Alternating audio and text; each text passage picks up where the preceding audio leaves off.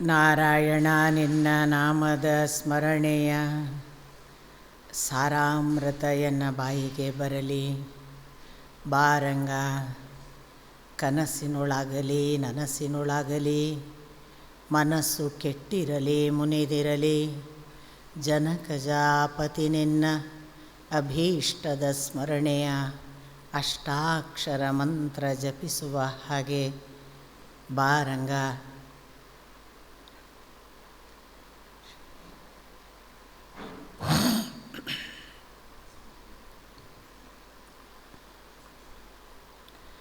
ಓಂ ಸಹನಾವವತು ಸಹನೌ ಭುನಕ್ತು ಸಹ ವೀರ್ಯಂಕರವಾವಹೈ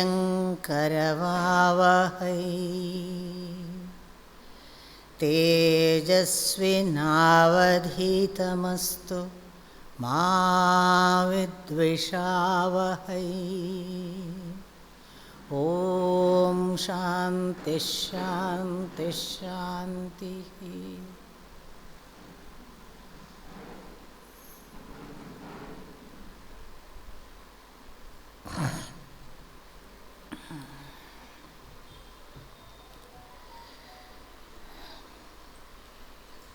ಕಳೆದ 5 ದಿನಗಳಿಂದ ನಿರಂತರವಾಗಿ ಈ ದೇವ ಸನ್ನಿಧಿಯಲ್ಲಿ ಇಂಥದೊಂದು ಮಾತನ್ನು ಸಾಧ್ಯವಾಗಿಸಿ ಆಶೀರ್ವದಿಸುತ್ತಿರುವ ಸನ್ನಿಧಿಯ ಶ್ರೀಕೃಷ್ಣನನ್ನು, ರಾಘವೇಂದ್ರ ಸ್ವಾಮೀಜಿಗಳನ್ನು ಭಕ್ತಿಪೂರ್ವಕವಾಗಿ ನೆನೆದು ಪ್ರಣಾಮಗಳನ್ನು ಸಲ್ಲಿಸಿ, ನೆರೆದಿರುವ ಎಲ್ಲ ಹಿರಿಕಿರಿಯರ ಪದತಲಕ್ಕೆ ಹಣೆ ಹಚ್ಚಿ ನಮಸ್ಕಾರ.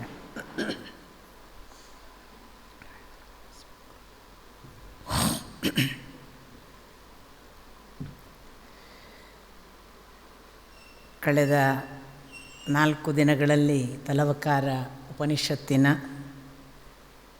2 ಖಂಡಗಳನ್ನು ನೋಡಿದ್ದೆವು. ಆ 2 ಖಂಡಗಳಲ್ಲಿ ಪ್ರಥಮದಲ್ಲಿ ಅವನ ಲಕ್ಷಣವನ್ನು ಹೇಳಿತ್ತು. ಅವನು ಹೇಗಿದ್ದಾನೆ ಅಂತ, ಅವನು ಕಿವಿಗೆ ಕಿವಿ, ಹೀಗೆಲ್ಲ ಪ್ರಥಮದಲ್ಲಿ ನೀವು ನೋಡಿದ್ರಿ. 2ನೇ ದಿನ ನಾವು ನಿನ್ನೆ ದಿನ ನೋಡಿದ ಭಾಗ ನೋಡಬೇಕಾದ ಶಿಷ್ಯನ ಅಥವಾ ಕಂಡವನ ಲಕ್ಷಣಗಳು ಏನೇನು ಅಂತ. ಕಂಡವನು ಹೇಗಿರ್ತಾನೆ, ಅವನಿಗೆ ಗೊತ್ತಿರೋದಿಲ್ಲ, ಗೊತ್ತಿದ್ದ ಹಾಗೆ ಇದ್ದರೂ ಗೊತ್ತಿಲ್ಲ. ಅವನು ತಿಳಿದವನಿಂತೆ ಇದ್ದರೆ ಅವನು ತಿಳಿದವನಲ್ಲ, ಅವನು ತಿಳಿದಿಲ್ಲ ಅಂತ ಹೇಳ್ತಾನಾದರೆ ಅವನಿಗೆ ತಿಳಿದಿದೆ.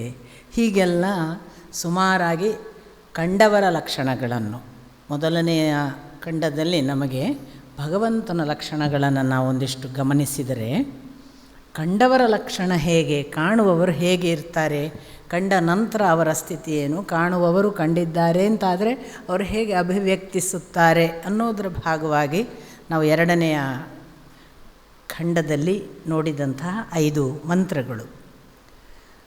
ವಾಸ್ತವಿಕ ಅದರಲ್ಲೇ ಒಂದಿಷ್ಟು ಭಾಗವಾಗಿ ಬಂದದ್ದು ಕಾಣಬೇಕು ಅನ್ನೋರು ಹೇಗೆ ಕಾಣಬಹುದು ಅಂತ. ಗುರುಮುಖೇನ ಕಾಣಬಹುದು ಅಥವಾ ಆತ್ಮವಿದ್ಯೆಯಾಗಿ ಅದನ್ನು ತಿಳಿಯುವ ಸಾಧ್ಯತೆ ಅಂತ ಸ್ವಲ್ಪ ಅದರ ಪರಿಚಯವನ್ನು ಕೂಡ ಮಾಡಿದರು, ಹೇಗೆ ಪ್ರತಿಬೋಧ ವಿದಿತಮ್ ಅಂತ ಹೇಳುವಾಗ. ಈ ಎಲ್ಲ ಭಾಗಗಳನ್ನು ಸಾಮಾನ್ಯವಾಗಿ ಉಪನಿಷತ್ತಿನಲ್ಲಿ ಒಂದು ಬ್ಯೂಟಿ ಏನು ಅಂತಂದರೆ, ಉಪನಿಷತ್ತು ಕೆಲವು ಪ್ರಮೇಯಗಳನ್ನು, ಥಿಯರಿಗಳನ್ನು ಮೊದಲು ಹೇಳುತ್ತೆ. ಈಗ ಇಲ್ಲಿ 2-3 ಥಿಯರಿಗಳಿವೆ, ನಿಮಗೆ ಗೊತ್ತು. ಏನು ಅಂದರೆ, ಅವನು ಹೇಗೆ ಅಂತ ಅವನ ಲಕ್ಷಣಗಳನ್ನು ಹೇಳಿತು. ಅವನು ಕಿವಿಗೆ ಕಿವಿ, ಕಣ್ಣಿಗೆ ಕಣ್ಣು, ಹೀಗೆಲ್ಲ ಅವನ ಲಕ್ಷಣಗಳನ್ನು, ಅವನನ್ನು ತಿಳಿತೇವೆ ಅಂದಾಗ ಅವ ಸಿಗೋದಿಲ್ಲ. ಇದು ಆ್ಯಕ್ಚುಲಿ ದೂರಾತ್ಸು ದೂರೇ ತದಿಹಾಂತಿಕೇಚ, ಇವೆಲ್ಲ ಮಾತುಗಳು ಇವೆ ಅವನ ಕುರಿತು. ಹಾಗಾಗಿ ಅವನು ಹೇಗೆ ಅನ್ನುವ ಲಕ್ಷಣಗಳನ್ನು ಫಸ್ಟಿನಲ್ಲಿ ಹೇಳಿದರು. 2ನೇದರಲ್ಲಿ ಹೇಳಿದರು, ಇದು ಕೆಲವರಿಗೆ ತಿಳಿಯುತ್ತದೆ, ತಿಳಿದರೆ ಅವರು ತಿಳಿಯದ ಹಾಗೆ ಇರ್ತಾರೆ, ಮತ್ತು ತಿಳಿಯದ ಹಾಗೆ ಇರುವವರಿಗೆ ತಿಳಿದಿರುವುದು, ಹೀಗೊಂದಿಷ್ಟು ಆ ಗುಣಲಕ್ಷಣಗಳನ್ನು ಹೇಳಿತು. ಇದನ್ನೀಗ ಅವ್ರು ಕನ್ಫರ್ಮ್ ಮಾಡಬೇಕಲ್ಲ, ಇದೊಂದು ಥಿಯರಿ ಆಯಿತು. ಉಪನಿಷತ್ತು ಥಿಯರಿ ಹೇಳಿ ಮುಗಿಸೋದಿಲ್ಲ. ಅದು ಯಾವಾಗಲೂ ಹೇಗೆ ಅಂದರೆ, ನಾವು ಹೇಳಿದ ಥಿಯರಿಗೆ ಒಂದು ಪ್ರಾಕ್ಟಿಕಲ್ ಎಕ್ಸಾಮ್ ಕೊಡ್ತೇವೆ, ನೋಡಿ ನಿಮಗೆ ಗೊತ್ತಾಗುತ್ತೆ ಅನ್ನುವ ಹಾಗೆ ಉಪನಿಷತ್ತು ಸಾಮಾನ್ಯವಾಗಿ ಪ್ರಾಕ್ಟಿಕಲ್ಲಿ ಏನಾಯಿತು ಅನ್ನುವ ಲ್ಯಾಬ್ ಎಕ್ಸ್ಪೆರಿಮೆಂಟಿನ ಹಾಗೆ ಒಂದು ಘಟನೆಯನ್ನು, ಒಂದು ಕಥೆಯನ್ನು, ಒಂದು ವಿವರಣೆಯನ್ನು ಬೇರೆ ರೂಪದಲ್ಲಿ ಕೊಡುತ್ತೆ. ಇದು ಅದರ ಒಂದು ವಿಶೇಷ ಅಂದರೆ ಪರಿಣಾಮಕಾರಿಯಾಗಿ ಮುಟ್ಟಿಸುವ ಕ್ರಮ. ಈಗ ಉದಾಹರಣೆಗೆ ನೀವು ತೈತ್ತಿರೀಯ ಉಪನಿಷತ್ತನ್ನು ನೋಡಿದರೆ ಅಲ್ಲಿ ಒಂದಿಷ್ಟು ಭಗವಂತನ ಕುರಿತು ಅವನು ಏನು, ಅವನು ಯಾರು ಅಂತ ಹುಡುಕಾಟ ಆಗ್ತಾ ಆಗ್ತಾ ಆಗ್ತಾ ಹೋಗುತ್ತೆ. ಆಮೇಲೆ ಅವನು ಯಾರು ಅಂತ ಹುಡುಕಾಟ ಆದದ್ದಕ್ಕೆ ಲ್ಯಾಬ್ನಲ್ಲಿ ಅದು ಪ್ರೂವ್ ಆಗಬೇಕಲ್ಲ ಅವನು ಯಾರು ಅಂತ. ಅವನು ಅನ್ನವೋ, ಅವನು ಬ್ರಹ್ಮವೋ, ಹೀಗೆ ಅದರನ್ನೆಲ್ಲ ಹುಡುಕ್ತಾ ಅವನು ಪ್ರಾಣನೋ, ಅವನು ಜ್ಞಾನನೋ, ಈ ಪ್ರಶ್ನೆಗಳನ್ನು ಆರಂಭದಲ್ಲಿ ಕೇಳಿದ್ದಕ್ಕೆ ಪೂರಕವಾಗಿ ಅದರ ಅಂತ್ಯದಲ್ಲಿ ನಿಮಗೆ ಗೊತ್ತು ಭೃಗುವಿನ ಮುಖಾಂತರ ಅಥವಾ ವರುಣನ ಮಗನ ಮುಖಾಂತರ ಒಂದು ಕಥೆಯನ್ನು ಹೇಳ್ತಾರೆ.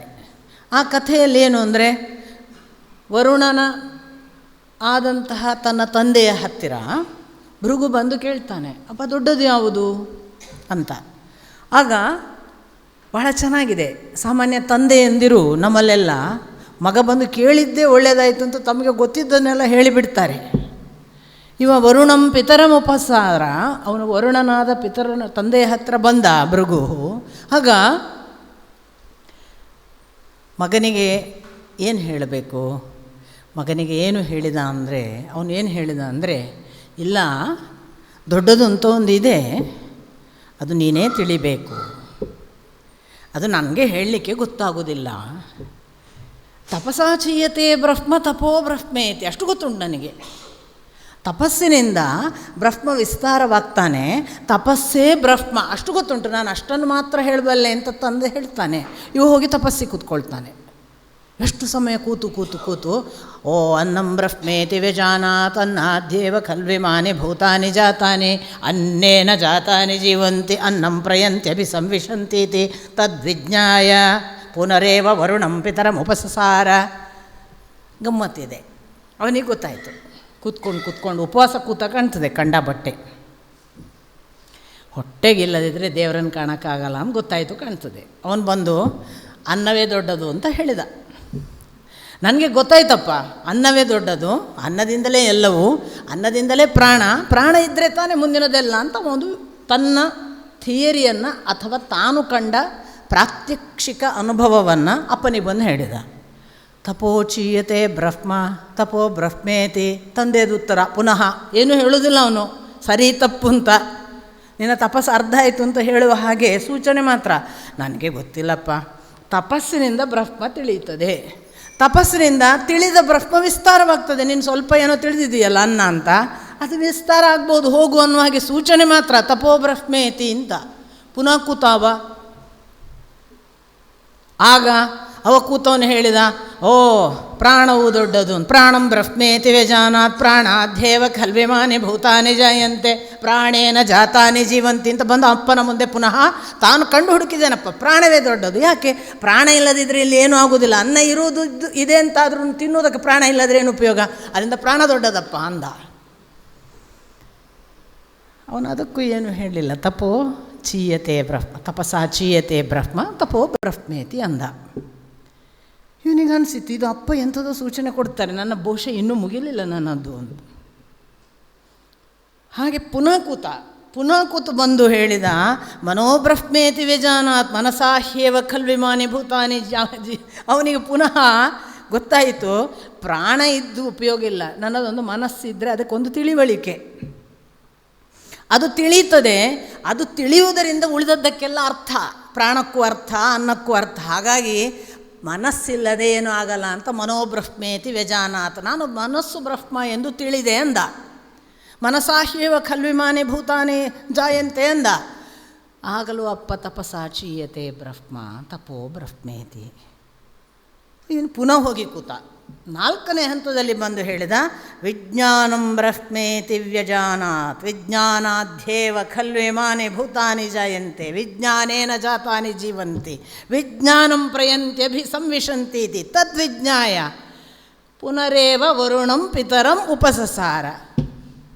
ಅವನು ಪುನಃ ತಪಸಾಚೀಯತೆ ಬ್ರಹ್ಮ ತಪೋ ಬ್ರಹ್ಮೇತಿ. ಇಲ್ಲೊಂದು ವಿಶೇಷ ಜ್ಞಾನ ಇದೆಯಲ್ಲಪ್ಪ, ಆ ಜ್ಞಾನ ಆಗಿಬಿಟ್ರೆ ಮತ್ತೆ ಬ್ರಹ್ಮ ಬೇಕಿಲ್ಲ, ಅದೇ ಬ್ರಹ್ಮ ಅಂತ ನಾನು ಕಂಡುಕೊಂಡೆ ಅಂತ ಅವನ ತಪಸ್ಸಿನ ಫಲವನ್ನು ತಂದೆ ಮುಂದೆ ಇಟ್ಟರೆ, ತಪಸ್ಸು ಮಾಡಪ್ಪ, ತಪಸ್ಸಿನಿಂದ ಬ್ರಹ್ಮ ತಿಳಿಯುತ್ತದೆ ಅಂತಲೇ ಉತ್ತರ ಕೊಟ್ಟ ತಂದೆ. ಇವನು ಪುನಃ ಕೂತವನು ಕೊನೆಗೆ ಬಂದು ಹೇಳಿದ, ಆನಂದೋ ಬ್ರಹ್ಮೇತಿ ವ್ಯಜಾನಾತ್ ಆನಂದಾದ್ಯೇವ ಖಲ್ವಿಮಾನಿ ಭೂತಾನಿ ಜಾಯಂತೆ ಆನಂದೇನ ಜಾತಾನಿ ಜೀವಂತಿ. ಅದನ್ನು ಹೇಳಿದಾಗ ಉಪನಿಷತ್ ಏನು ಹೇಳುತ್ತೆ ಅಂದರೆ ಸೈಷಾ ಭಾರ್ಗವಿ ವಾರುಣಿ ವಿದ್ಯಾ. ಇದು ಭಾರ್ಗವಿಯ ಭೃಗುವಿನ ವಂಶದವನಾದ್ದರಿಂದ ವರುಣನಿಗೆ ಭಾರ್ಗವಿ ವಾರುಣಿಯ ವಿದ್ಯೆ ಇದು. ಆದ್ದರಿಂದ ಅಲ್ಲಿ ಹೇಳಲಿಲ್ಲ ನೋಡಿ, ತಪಸ್ಸಃ ಚೀಯತೆ ಬ್ರಹ್ಮ ತಪೋ ಬ್ರಹ್ಮೇತಿ ಅಂತ. ಅಲ್ಲಿ ಏನು ಹೇಳಿತು? ಇದೇ ನಿಜವಾಗಿ ತಿಳಿಯಬೇಕಾದ ವಿದ್ಯೆ ಇವನಿಗೆ ತಿಳಿಯಿತು ಅಂತ ಆ ಘಟನೆಯ ಮುಖಾಂತರ, ಆ ಒಂದು ನಿರ್ದಿಷ್ಟ ಕಥೆಯ ಮುಖಾಂತರ ನಮಗೆ ಒಟ್ಟು ಇಷ್ಟರವರೆಗಿನ ಪೂರ್ವಭಾಗದ ಏನನ್ನು ಹೇಳಿದ್ರು, ಬ್ರಹ್ಮ ಯಾವುದು ಅಂತ ಹುಡುಕ್ತದೆ ತೈತ್ತಿರೀಯ ಉಪನಿಷತ್ತು. ಅದಕ್ಕೆ ಪೂರಕವಾಗಿ ಈ ಕಥೆಯನ್ನು ಹೇಳಿ ಆನಂದ ಬ್ರಹ್ಮ ಅನ್ನೋದಕ್ಕೆ ಈ ಕಥೆ ಹೇಳೋದ್ರಿಂದ ನಮ್ಗೆ ಒಳ್ಳೆ ಇಂಪ್ಯಾಕ್ಟ್ ಉಳೀತದೆ. ಮತ್ತು ಈ ಆನಂದ ಬ್ರಹ್ಮ ಅಂತ ತಿಳಿಯುವುದಕ್ಕೆ ಏನನ್ನು ಮಾಡಬೇಕು, ಎಷ್ಟು ತಪಸ್ಸು ಮಾಡಬೇಕು ಅನ್ನುವುದನ್ನು ಹೇಳಿಬಿಡ್ತದೆ. ಅದು ಹೇಗೆ ಒಂದು ಸೋಪಾನಬದ್ಧವಾದ ನಡೆ. ಹಾಗಾಗಿ ಒಬ್ಬ ನಡೆಯುವವನಿಗೆ ಅವನು ಹೇಗೆ ನಡಿಬೇಕು, ಹೇಗೆ ನಡೆಯುವುದರ ಮೂಲಕ ಅವನ ತಪಸ್ಸು ಒಂದು ದಾರಿ ಕಾಣ್ತದೆ. ಆ ತಪಸ್ಸನ್ನು ಕಾಣ್ತಾ ಅವನು ಹೇಗೆ ಸೋಪಾನಬದ್ಧವಾಗಿ ನಿಜ ಸತ್ಯವನ್ನು ಮುಟ್ಟುವುದಕ್ಕೆ ಸಾಧ್ಯ. ಬಟ್ ಅದು ಎಷ್ಟು ಇಮಿಡಿಯೇಟ್ ಅಲ್ಲ, ಅದಕ್ಕೊಂದು ಎಷ್ಟು ಕಾಲದ ಪರಿಶ್ರಮ ಬೇಕು, ಎಲ್ಲವನ್ನು ಹೇಳಿಬಿಟ್ಟಿತು ಈ ಒಂದು ನಿರ್ದಿಷ್ಟ ಕಥೆ. ಇಡೀ ತೈತ್ತಿರೀಯ ಉಪನಿಷತ್ತು ನಮಗೆ ಉಪಸಂಹಾರ ಆಗೋದು ಈ ಕಥೆಯನ್ನು ಹೇಳಿದ ಮೇಲೆ ಕನ್ಕ್ಲೂಡ್ ಆಗೋದು. ಹಾಗೆಯೇ ಒಂದು ಘಟನೆಯನ್ನು ಹೇಳದೆ, ಒಂದು ನಿರ್ದಿಷ್ಟ ಕಥಾ ಭಾಗದ ಹಾಗೆ ಒಂದು ದೃಶ್ಯ ರೂಪದ ಚಿತ್ರಣವನ್ನು ಕೊಡದೆ, ಅರ್ಧಕ್ಕೆ ನಿಲ್ಲಿಸದೆ ಒಂದು ವಿಶೇಷವಾದ ಅರ್ಥ ಸಾಧ್ಯತೆಗಳು ಕಡಿಮೆ ಆಗ್ತವೆ ಅನ್ನುವ ಹಾಗೆ ಉಪನಿಷತ್ತು ಇಂಥದ್ದೊಂದು ಕಥಾಭಾಗವನ್ನು ಕೊಡುತ್ತೆ. ಅದು ಒಂದು ದೃಷ್ಟಿಯಿಂದ ನಮಗೆ ನೆನಪಿಟ್ಕೊಳ್ಳಿಕ್ಕೂ ಬಹಳ ಸುಂದರವಾದದ್ದು. ಇವತ್ತೀಗ ನೀವು ಇಷ್ಟನ್ನು ಕೇಳಿ ನಿಮಗೆ ತೈತ್ತಿರೀಯ ಅಂದರೆ ಇದು ಅಂತ ಗೊತ್ತಾಗ್ಬಿಡುತ್ತೆ. ಇದನ್ನು ಹೇಳುತ್ತೆ ಅಂತ ಆ ದಿವಸ ನೆನಪಿದೆ ಅಂತ. ಯಾಕಂದರೆ ಈ ಕಥೆ ಉಳಿದ್ಬಿಡುತ್ತೆ ನಮಗೆ. ನಮ್ಮ ಜೀವನ ಎಲ್ಲ ನಾವು ಬಾಲ್ಯದಿಂದಲೂ ಕಥೆಯ ಮೂಲಕ ಗ್ರಹಿಸುವುದರಿಂದ ಕಥೆಗಳು ಬಹಳ ಬೇಗ ಕೂತ್ಕೊಳ್ತವೆ. ಅದಕ್ಕೆ ಕಾರಣ, ನಾವು ಕಥೆಯ ಮೂಲಕ ಬಾಲ್ಯವನ್ನು ಕಳೆಯುವುದಕ್ಕೂ ಕಾರಣವೇ ದ್ರಷ್ಟಾರರಿಗೆ ಗೊತ್ತಿತ್ತು ಕಾಣಿಸುವಂತೆ ಹೇಳಬೇಕು. ನೋಡಿ, ಕಥೆಗಳು ಮಾತ್ರ ಕಣ್ಣಿಗೆ ಕಾಣುವಂತೆ ಕಟ್ಟುವಂತೆ ನಮ್ಮಲ್ಲಿ ಮೂಡುವುದು. ನಿಮಗೊಂದು ಥಿಯರಿಯನ್ನು ಹೇಳಿದರೆ ಅದು ಬ್ರೈನ್ನ ಎಲ್ಲೋ ಓಡಾಡ್ತಿರ್ತದೆ, ಮೂಡಿದರೆ ಮೂಡಿತು, ಇಲ್ಲದಿದ್ದರೆ ಇಲ್ಲ. ಎಷ್ಟು ಸಾರಿ ಕಣ್ಣು ಮುಂದೆ ಬರದೆ ಕಣ್ಣು ಮುಚ್ಚಿ ನಿದ್ದೆನೋ ಬರ್ಬೋದು. ಈ ಥಿಯರಿ ತೊಗೊಂಡು ಏನು ಮಾಡೋದು ಅಂತ. ಅದೇ ನಮಗೆ ದ್ರಷ್ಟಾರರು ಕಂಡದ್ದನ್ನು, ಅವರಿಗೆ ಗೊತ್ತಿತ್ತು ನಾವು ಕಂಡದ್ದನ್ನು ಕಾಣಿಸಿದರೆ ಪರ್ಮನೆಂಟ್ ಉಳೀತದೆ ಅಂತ. ಈ ಕಾಣಿಸುವ ಕೆಲಸ ಇದೆಯಲ್ಲ, ಇದನ್ನು ಬಹಳ ಸುಂದರವಾಗಿ ಋಷಿಗಳು ಈ ಥರದ ಘಟನಾತ್ಮಕ ಸಂಗತಿ, ಇದು ನಡೆದೂ ಇರಬಹುದು, ಅದು ಬೇರೆ ವಿಷಯ. ಅವರಿಗೆ ಕಣ್ಣ ಮುಂದೆ ಇದು ಹೇಗೆ ಅಂದರೆ ಎಲ್ಲೋ ಕಲ್ಪಿಸಿ ಕಥೆ ಬರೆದದಲ್ಲ ಅಂತ ಗೊತ್ತಾಗುತ್ತೆ. ಈಗ ನಾನು ಹೇಳುವ ಕಥೆಯನ್ನು ನೀವು ಕೇಳಿದರೆ ಗೊತ್ತಾಗುತ್ತೆ, ಅವರಿಗೆ ಗೊತ್ತಾಗುತ್ತೆ. ಅವರೇನು 2 ವಿವರಣೆಗಳನ್ನು ಕೊಟ್ಟರು ನಮಗೆ, ಒಂದು ವಿದಿತಂ ಮತ್ತು ಅವಿದಿತಂ ಅಂತ. ನಾನು ನಿನ್ನೆ ದಿನ ಹೇಳಿದೆ, ವಿದಿತಂ ಅಂದರೆ ನಮಗೆ ಯಾವುದು ಗೊತ್ತಾಗ್ತದೆ, ಕಾಣಿಸ್ತದೆ, ಅದು ಭೂಮಿ, ಅದು ಜಲ, ಅದು ಅಗ್ನಿ, ಕಾಣಿಸ್ತದೆ, ಮುಟ್ಲಿಕ್ಕೆ ಸಿಗ್ತದೆ, ಸ್ಪರ್ಶಾನುಭವ ಇದೆ, ಅನುಭವಕ್ಕೆ ಗೊತ್ತಾಗ್ತದೆ. ಇದು ಕಾಣಿಸದ್ದು ಆಕಾಶ, ವಾಯು, ಉಂಟು ಅಂತ ಗೊತ್ತಾಗುತ್ತೆ, ಹಿಡಿ, ಮುಟ್ಟು, ಅನುಭವಿಸು, ಗೊತ್ತಾಗತ್ತಾ ಇಲ್ಲ. ಅವಿದಿತಂ 2 ಪಂಚಭೂತಗಳಲ್ಲಿ ಇವೆ ಅನ್ನೋದನ್ನು ನಮಗೆ ಶ್ಲೋಕದಲ್ಲಿ ಹೇಳ್ತಾ ಬಂದರು. ಒಂದು ಕಡೆ ವಿದಿತಂ, ಇನ್ನೊಂದು ಕಡೆ ಅವೇದಿತಂ. ಈಗ ವಿದಿತಮ್ಮಿಗೆ ಮತ್ತು ಅವಿದಿತಮ್ಮಿಗೆ ಎರಡರಲ್ಲೂ ಕೂಡ ಒಂದೊಂದು ದೋಷ ಇದೆಯಪ್ಪ. ವಿದಿತಮ್ಮಿನಿಂದ ತಿಳಿಬಹುದು ಅಂತಲೂ ಅದಕ್ಕೆ ಮುಳುಗಬೇಡ, ಅವಿದಿತಂ ಮುಖಾಂತರ ತಿಳಿಯುತ್ತದೆ ಅಂತಲೂ ಭಾವಿಸಬೇಡ ಅಂತ ಹೇಳಿಬಿಟ್ರು. ಇದು ಥಿಯರಿ ಆಯಿತು. ಕಾಣಿಸುವ ಪಂಚಭೂತಗಳಲ್ಲಿ ಕಾಣಿಸುವ ಭೂಮಿ ಅಥವಾ ನೀರು ಅಥವಾ ಬೆಂಕಿಯಿಂದ ನಿನಗೆ ಕಾಣಿಸ್ತದೆ, ಮುಟ್ಲಿಕ್ಕೆ ಸಿಗ್ತದೆ, ಅನುಭವಿಸ್ಲಿಕ್ಕೆ ಸಿಗ್ತದೆ. ಆದರೆ ಬ್ರಹ್ಮವನ್ನು ಅದರಿಂದ ಕಾಣಲಿಕ್ಕಾಗಲಿಕ್ಕಿಲ್ಲ. ನೇದಂ ಯದಿದಂ ಉಪಾಸತೆ, ಇದೇ ಉಪಾಸನೆ ಮಾಡು ಅಂದರೆ ಮಾಡಬೇಡ ಅಂದರು.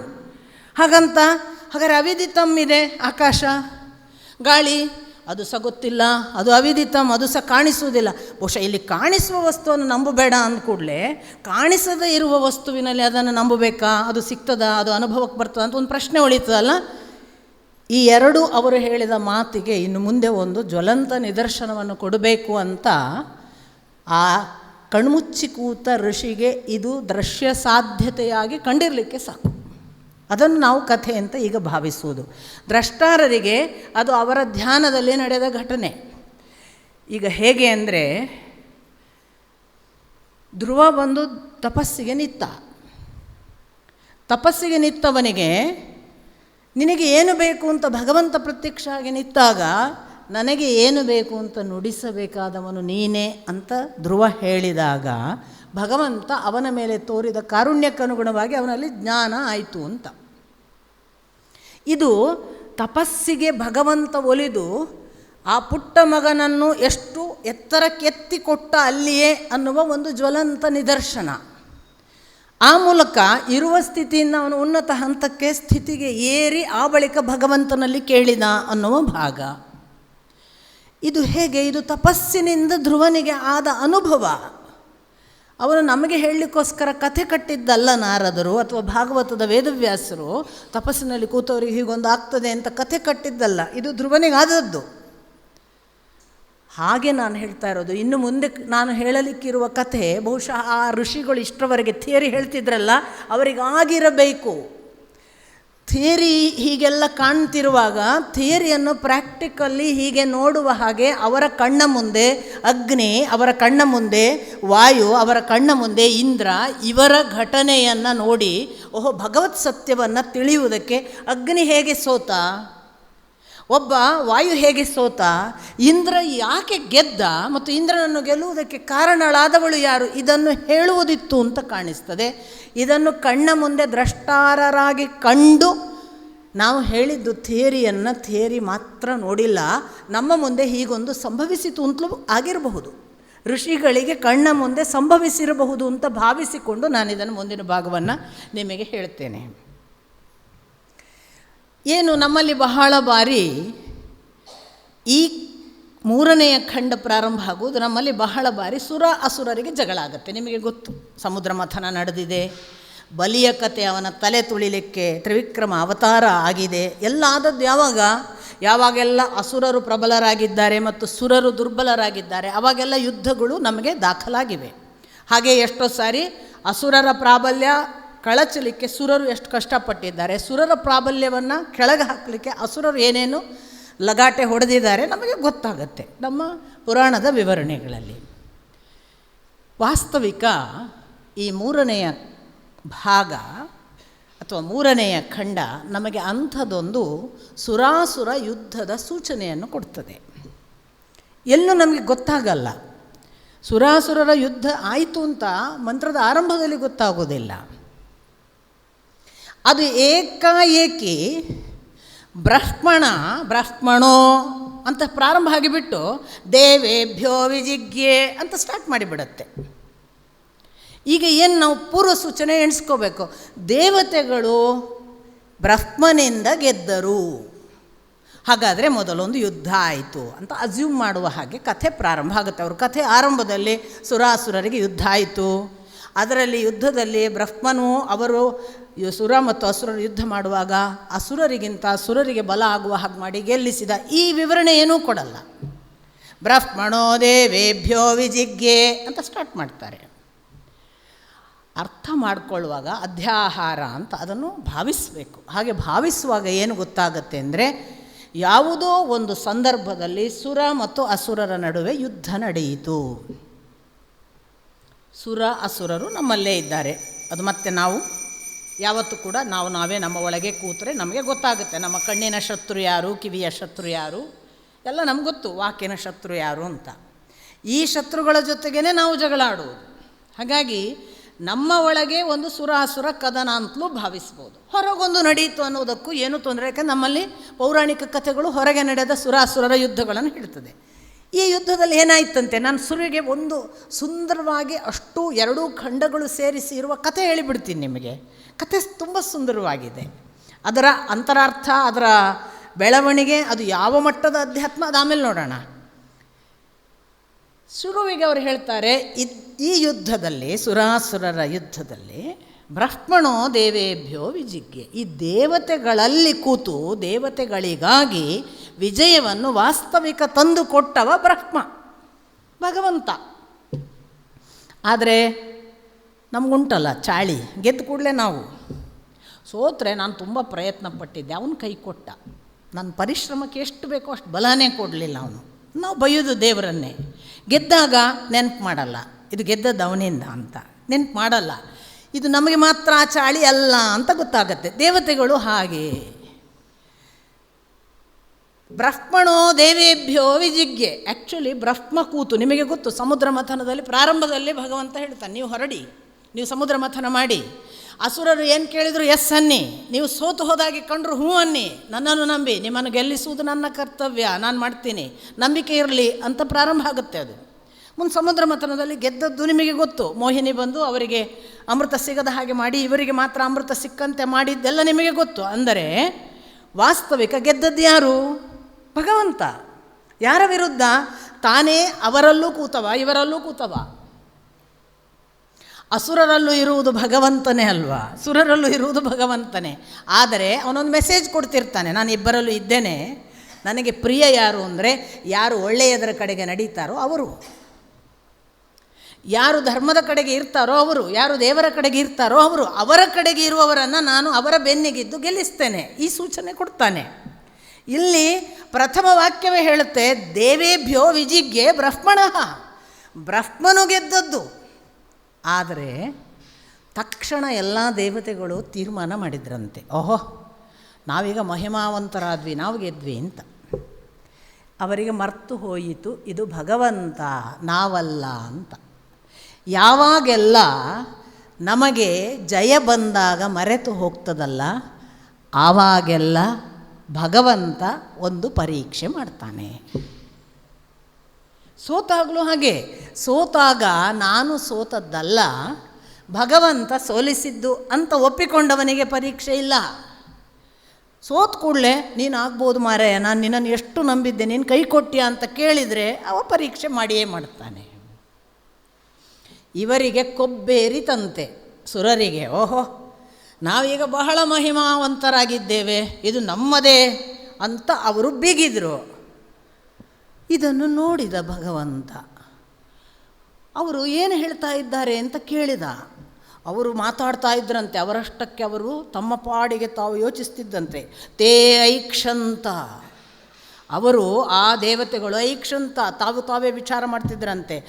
ಅಸ್ಮಾಕಂ ವಿಜಯ, ಏವಂ ಅಸ್ಮಾಕಂ ವಿಜಯ, ಇದು ನಮ್ಮ ವಿಜಯ.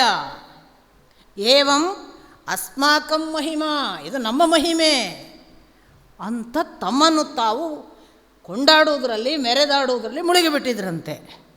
ಭಗವಂತ ಹೀಗೆ ನೋಡಿ, ಒಬ್ಬ ಆಗ್ಬೋದು ಇವರು, ತದ್ಧೈಷಾಂ ವಿಜಜ್ಞೌ, ತತ್ ಹ ವಿಜಜ್ಞೌ ಯೇಷಾಂ.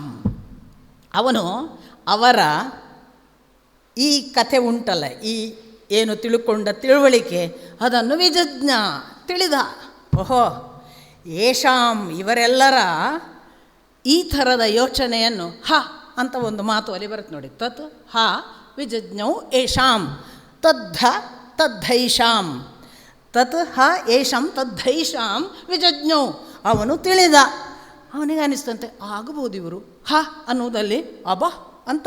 ಭಗವಂತನಿಗೆ ಆಶ್ಚರ್ಯ ಆಯ್ತಂತೆ, ಪರವಾಗಿಲ್ಲ ಇವರು ಗೆಲ್ಲಿಸಿ ಕೊಟ್ಟದ್ದು ನಾನಾದರೂ ತಾವೆಂತ ಭಾರಿ ಖುಷಿಯಲ್ಲಿದ್ದಾರೆ, ಪರವಾಗಿಲ್ಲ ಇವರು ಮರ್ತೇ ಬಿಟ್ಟರು ಅಂತ ಒಂದು ಸಾರಿ ಒಳಗೊಳಗೆ ನಕ್ಕನಂತ ಅರ್ಥ ಆಗತ್ತೆ ಹ ಅಂತ ಹೇಳುವಾಗ.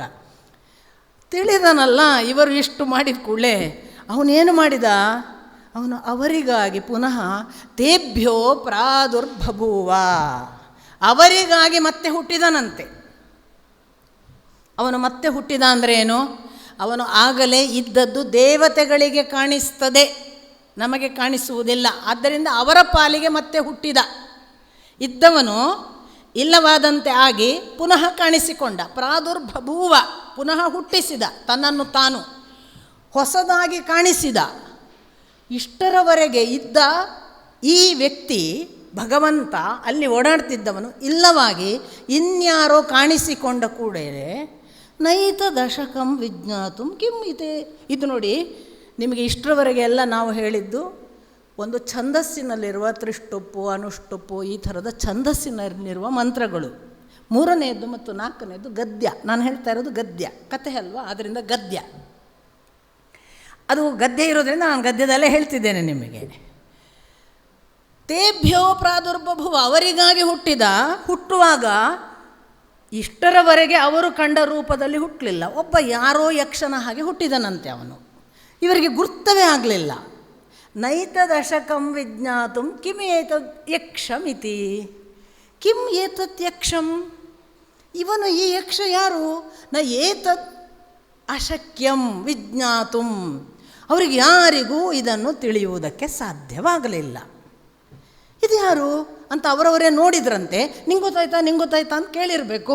ನೈತದಶಕಂ, ಯಾರಿಗೂ ಗೊತ್ತಾಗಲಿಲ್ಲ. ನ ಏತದ್ ಅಶಕಂ, ಯಾರಿಗೂ ಗೊತ್ತಾಗಲಿಲ್ಲ ಈ ಯಕ್ಷ ಯಾರು, ಅವರಿಗೆ ಇವನು ಯಾರು ಅಂತ ಗೊತ್ತಾಗಲಿಲ್ಲ. ಈಗ ಅವರೇನು ಮಾಡಬೇಕು? ಈ ಯಕ್ಷ ಯಾರು ತಿಳಿಬೇಕು. ನೆಕ್ಸ್ಟ್ ಅಲ್ವಾ, ಸುಗ್ರೀವ ಹನುಮಂತ ದೂರದಲ್ಲಿ ನೋಡಿದರು ರಾಮ ಲಕ್ಷ್ಮಣರನ್ನು. ತಕ್ಷಣ ಏನು ಮಾಡಿದರು? ಅವ್ರು ಯಾರು ನೋಡಿ ಬಾ ಅಂತ ಕಳಿಸಿದರು ಹನುಮಂತನನ್ನು. ಹನುಮಂತ ಹೋಗಿ ನಿಂತು ಪರಿಚಯ ಹೇಳಿಕೊಂಡು ಅವ್ರು ಯಾರು ಕೇಳಿದ. ಹಾಗೊಂದು ಏನೋ ಮಾಡಬೇಕು, ಇಲ್ಲದ್ರೆ ಇವನು ಯಾರು ಅಂತ ನಮ್ಗೆ ಹೇಗೆ ಗೊತ್ತಾಗೋದು? ಇವ್ರು ಏನು ಮಾಡಿದ್ರಂತೆ? ತೇ ಅಗ್ನಿಮಬ್ರುವನ್, ಅವರೆಲ್ಲರೂ ಸೇರಿ, ದೇವತೆಗಳೆಲ್ಲರೂ ಸೇರಿ ಅಗ್ನಿಯನ್ನು ಕೇಳಿದರಂತೆ ಅಥವಾ ಹೇಳಿದರಂತೆ. ಏನು? ಏ ಅಗ್ನಿಯೇ ಏತದ್ವಿಜಾನೀಹಿ ಕಿಂ ಏತದ್ ಯಕ್ಷಮಿತಿ. ಓ ಅಗ್ನಿಯೇ, ಹೋಗಿ ಏತದ್ವಿಜಾನೀಹಿ, ಅದನ್ನು ತಿಳಿದು ಬಾ. ಯಾವುದನ್ನು? ಕಿಂ ಇತಿ ಏತದ್ ಯಕ್ಷಂ ಇತಿ, ಈ ಯಕ್ಷ ಯಾರು ತಿಳಿದು ಬಾ ಅಂತ ಅಗ್ನಿಗೆ ಜಾತವೇದೋ ಅಂತ ಬೇರೆ ಹೇಳಿದ್ರಂತೆ.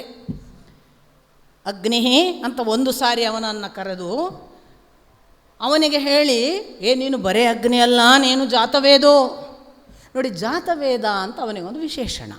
ನಿಮಗೆ ಗೊತ್ತಾಗುತ್ತೆ. ನಿಮಗೆ ಋಗ್ವೇದದಲ್ಲಿ ಅವನನ್ನು ಜಾತವೇದ ಎಲ್ಲಕ್ಕಿಂತ ಶ್ರೀ ಸೂಕ್ತದಲ್ಲಿ ಎಷ್ಟೋ ಸಾರಿ ಜಾತವೇದ ಬರ್ತಾ ಇರುತ್ತೆ. ಅದು ಅಗ್ನಿಯ ಕುರಿತು. ಜಾತ ಅಂದರೆ ಯಾವುದೆಲ್ಲ ಇಲ್ಲಿ ಹುಟ್ಟಿದೆಯೋ ಅದು.